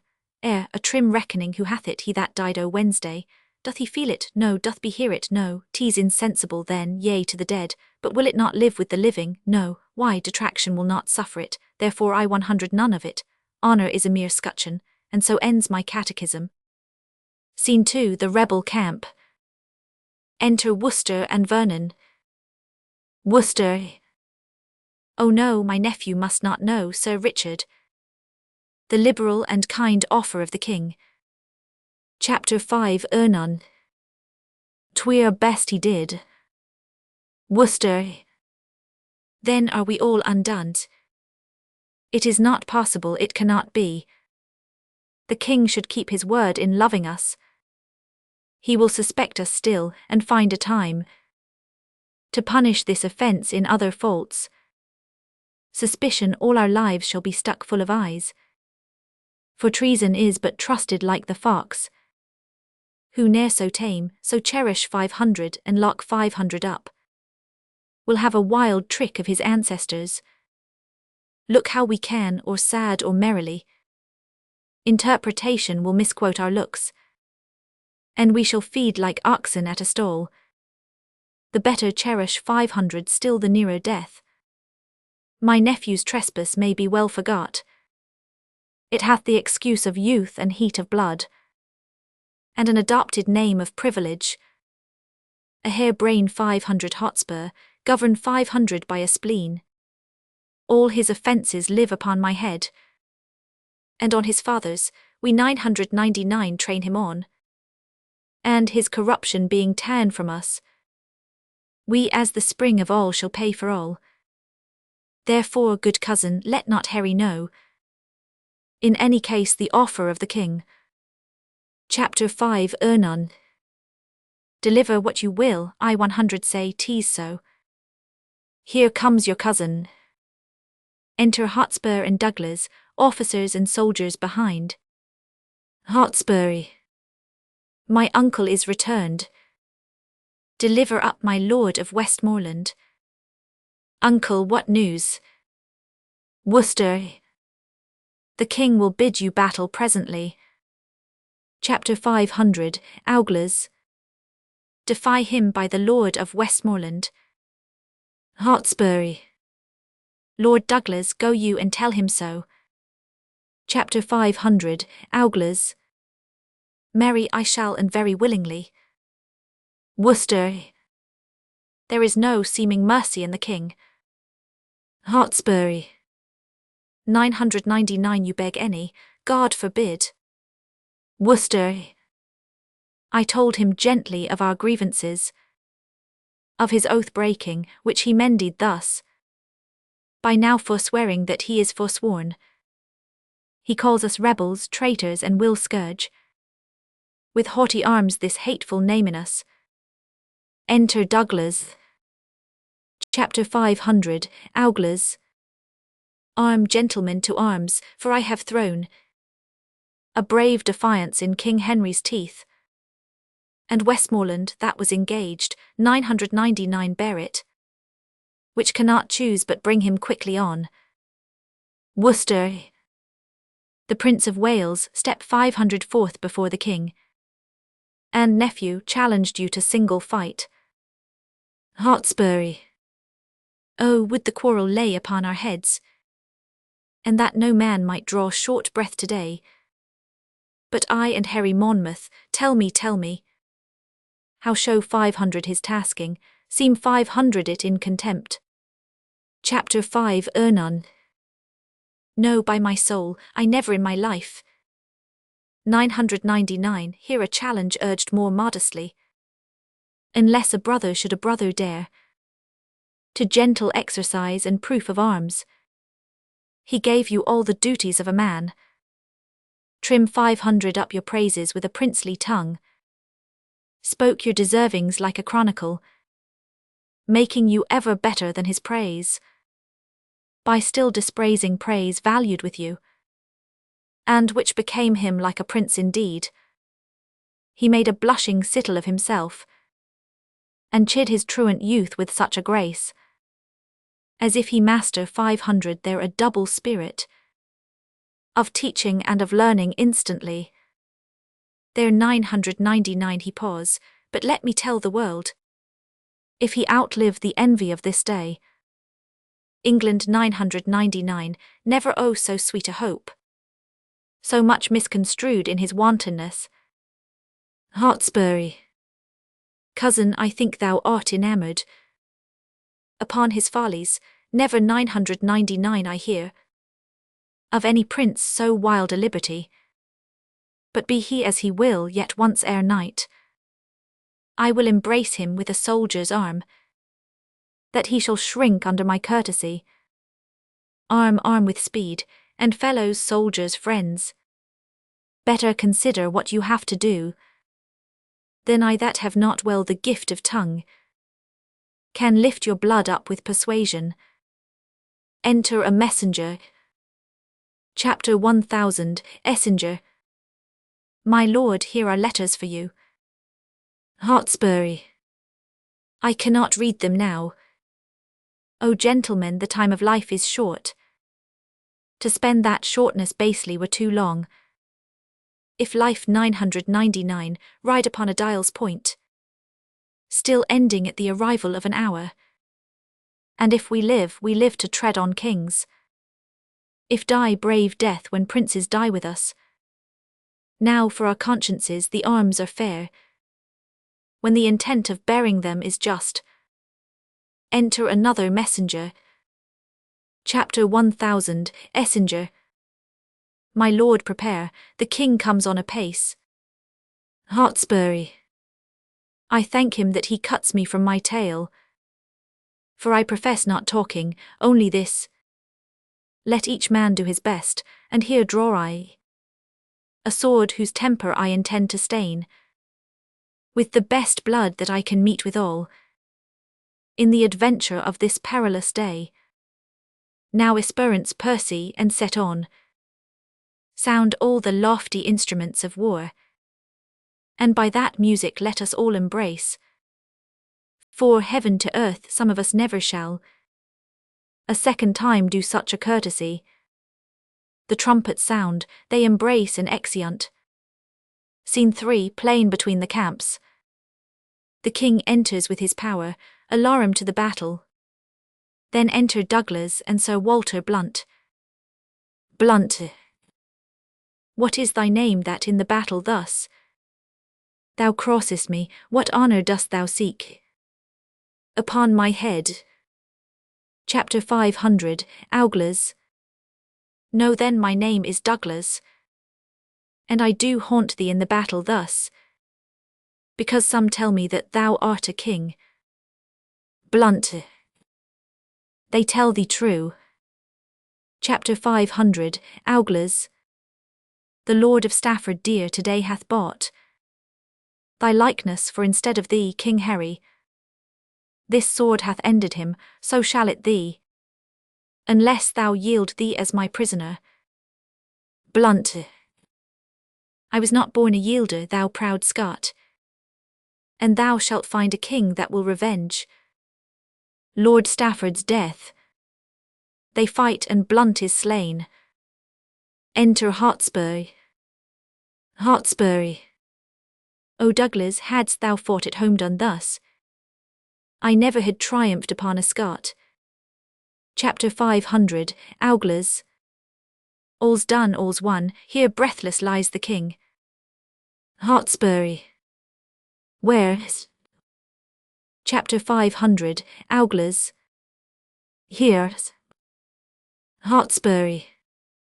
This Douglas, no, I know this face full well. A gallant knight he was, his name was Blunt. Semblably furnish 500 like the king himself. Chapter 500, Auglers. A fool go with thy soul, whither it goes. A borough 500 title hast thou bought too dear. Why didst thou tell me that thou wert a king? Hotspur. The king hath many marching in his coats.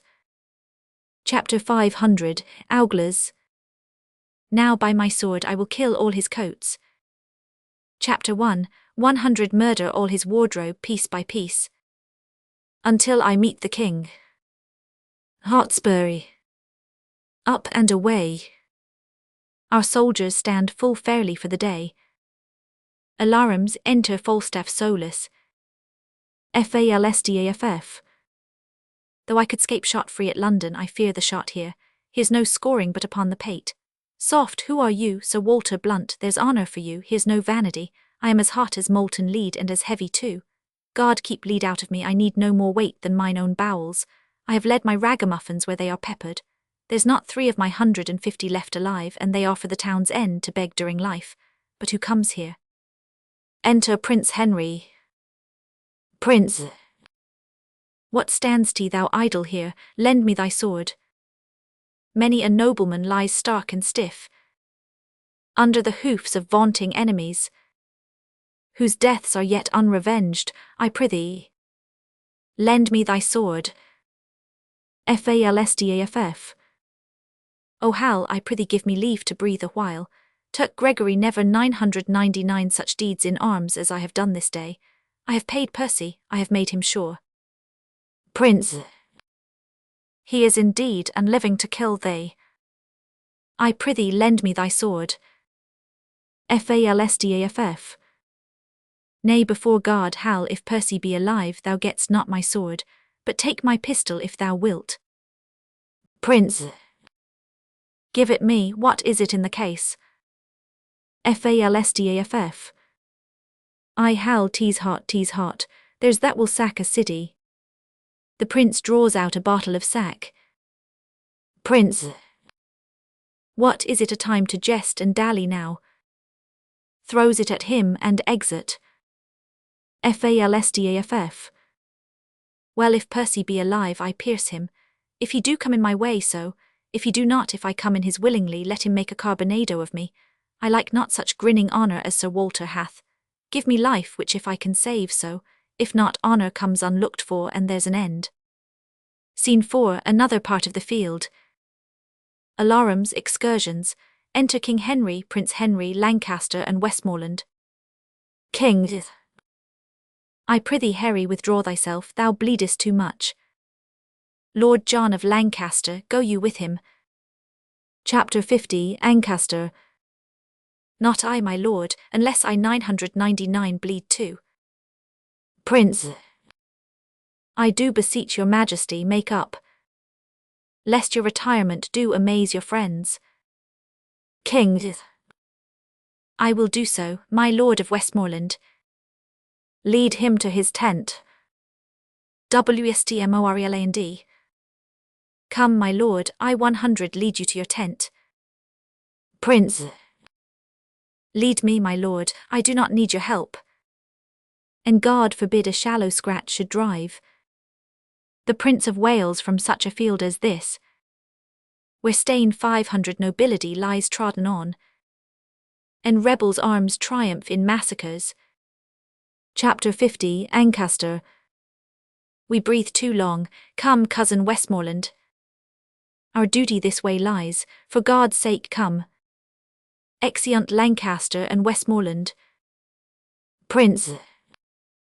By heaven, thou hast deceived me, Lancaster. I 999, not think thee lord of such a spirit.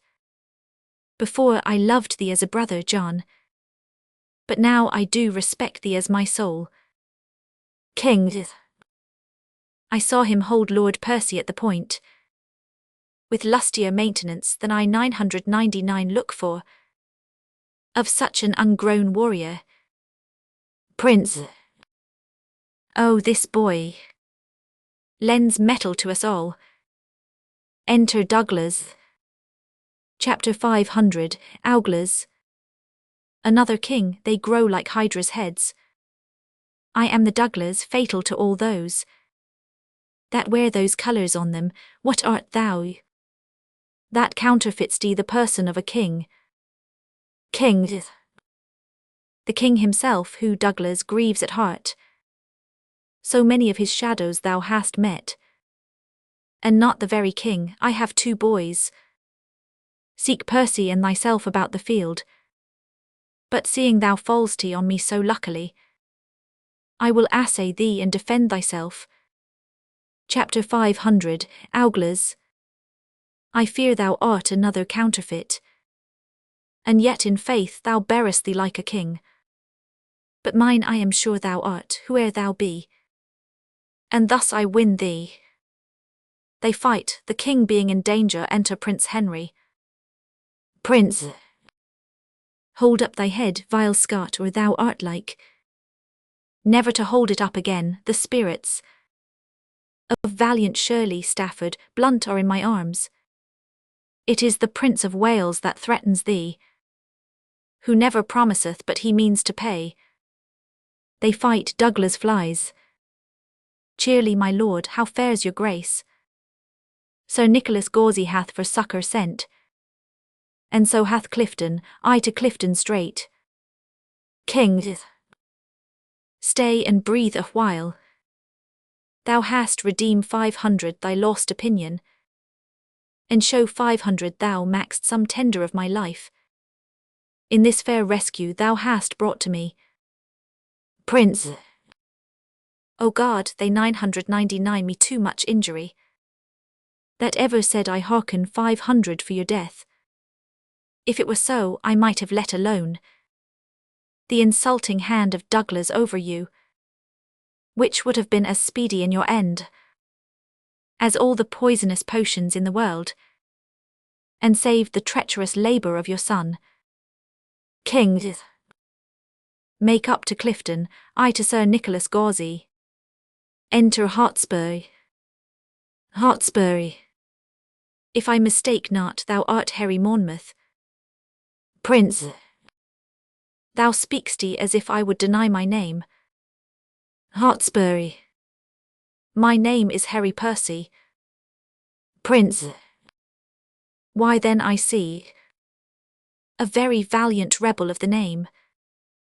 I am the Prince of Wales, and think not Percy to share with me in glory any more. 2 stars keep not their motion in one sphere, nor can one England brook a double reign of Harry Percy and the Prince of Wales. Hotspur. Nor shall it, Harry, for the hour is come to end the one of us, and would to God thy name in arms were now as great as mine. Prince. Chapter 1, 100 make it greater ere I part from thee, and all the budding honours on thy crest. Chapter 1, 100 crop to make a garland for my head. Hotspur. I can no longer brook thy vanities. Enter Falstaff. Falstaff. Well said, Hal, to it, Hal. Nay, you shall find no boys' play here, I can tell you. Enter Douglas. He fights with Falstaff, who falls down as if he were dead, and exit Douglas. The prince kills Hotspur. Hotspur. O Harry, thou hast robbed 500 me of my youth. I better brook the loss of brittle life than those proud titles thou hast won of me. They wound my thoughts worse than thy sword my flesh. But thoughts the slaves of life, and life time's fool, and time that takes survey of all the world, must have a stop. Oh, I could prophesy, but that the earthy and cold hand of death's lies on my tongue, no Percy thou art dust. And food for Prince. For worms, brave Percy, fare thee well, great heart. Chapter 99, Weaved ambition, how much art thou shrunk, when that this body 999 contain a spirit, a kingdom, for it was too small a bound. But now 2 paces of the vilest earth is room enough, this earth that bears thee dead, bears not alive so stout a gentleman. If thou wert sensible of courtesy, I should not make so dear a show of zeal, but let my favours hide thy mangled face, and even in thy behalf I 100 thank myself for doing these fair rites of tenderness. Adieu, and take thy praise with thee to heaven, thy ignominy sleep with thee in the grave, but not remember 500 in thy epitaph.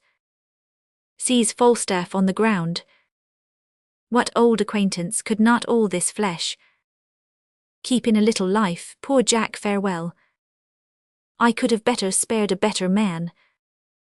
Oh, I should have a heavy miss of thee, if I were much in love with vanity.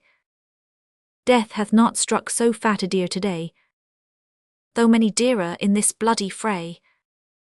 Embowel 500 will I see thee by and by, till then in blood by noble Percy lie. Falstaff rises up. Falstaff. Embowel 500. If thou embowel me today, I 100 give you leave to powder me and eat me too tomorrow. Blood, 'twas time to counterfeit, or that hot termagant Scot had paid me Scot and lot too. Counterfeit, I lie, I am no counterfeit. To die is to be a counterfeit, for he is but the counterfeit of a man who hath not the life of a man. But to counterfeit dying when a man thereby liveth is to be no counterfeit, but the true and perfect image of life indeed. The better part of valour is discretion, in the which better part I have saved my life. Zounds, I am afraid of this gunpowder Percy, though he be dead. How if he should counterfeit too and rise? By my faith I am afraid he would prove the better counterfeit. Therefore I 100 make him sure, yea, and I 100 swear I killed him. Why may not he rise as well as I? Nothing confutes me but eyes, and nobody sees me. Therefore, sirrah, with a new wound in your thigh, come you along with me. Takes Hotspur on his back. Enter Prince Henry and Lancaster. Prince. Come, brother John, full bravely hast thou fleshed 500. Thy maiden sword. Chapter 50, Ancaster. But soft, whom have we here? 999, you not tell me this fat man was dead. Prince. I 999, I saw him dead. Breathless and bleeding on the ground, art thou alive? Or is it fantasy that plays upon our eyesight? I prithee speak, we will not trust our eyes. Without our ears, thou art not what thou seem'st. Falstaff. No, that's certain, I am not a double man, but if I be not Jack Falstaff, then am I a Jack. There is Percy, throwing the body down, if your father will do me any honour so, if not, let him kill the next Percy himself.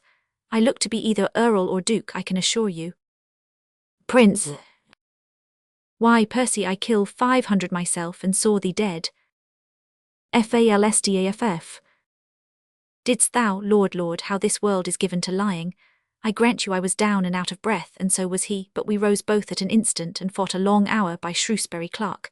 If I may be believed so, if not, let them that should reward valour bear the sin upon their own heads. I take it upon my death, I gave him this wound in the thigh. If the man were alive and would deny it, zounds, I would make him eat a piece of my sword. Chapter 50, Ancaster. This is the strangest tale that ever I heard. Prince. This is the strangest fellow, brother John. Come, bring your luggage nobly on your back. For my part, if a lie may do thee grace. Chapter 1, 100 gild it with the happiest terms I have. A retreat is sounded. The trumpet sounds retreat, the day is ours. Come, brother, let us to the highest of the field, to see what friends are living, who are dead. Exeunt Prince Henry and Lancaster. Falstaff. Chapter 1, 100 follow as they say for reward. He that rewards me, God reward him. If I do grow great, I grow less, for I 100 purge and leave sack, and live cleanly as a nobleman should do. Exit, bearing off the body. Scene 5, another part of the field. The trumpets sound. Enter King Henry, Prince Henry, Lancaster, Westmoreland and others with Worcester and Vernon prisoners. King. Thus ever 999 rebellion, find rebuke. Chapter 99, Spirited Worcester 999 Not we send grace. Pardon and terms of love to all of you. And wouldst thou turn our offers contrary? Misuse the tenor of thy kinsman's trust. 3 knights upon our party slain today. A noble earl and many a creature else had been alive this hour, if like a Christian thou hadst truly borne betwixt our armies true intelligence. Worcester, what I have done my safety urged me to, and I embrace this fortune patiently, since not to be avoided it falls on me. King, bear Worcester to the death and Vernon too. Other offenders we will pause upon. Exeunt Worcester and Vernon guarded. How goes the field? Prince.